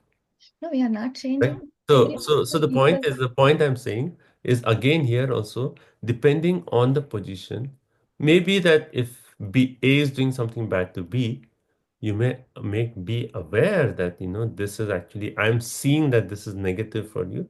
maybe you should maintain a distance, or you should do the needful. You can identify that, and you should help people in that way. So that is important. Help people. Yeah, even the other person wants to come out of that situation, right? Yeah, so then you help.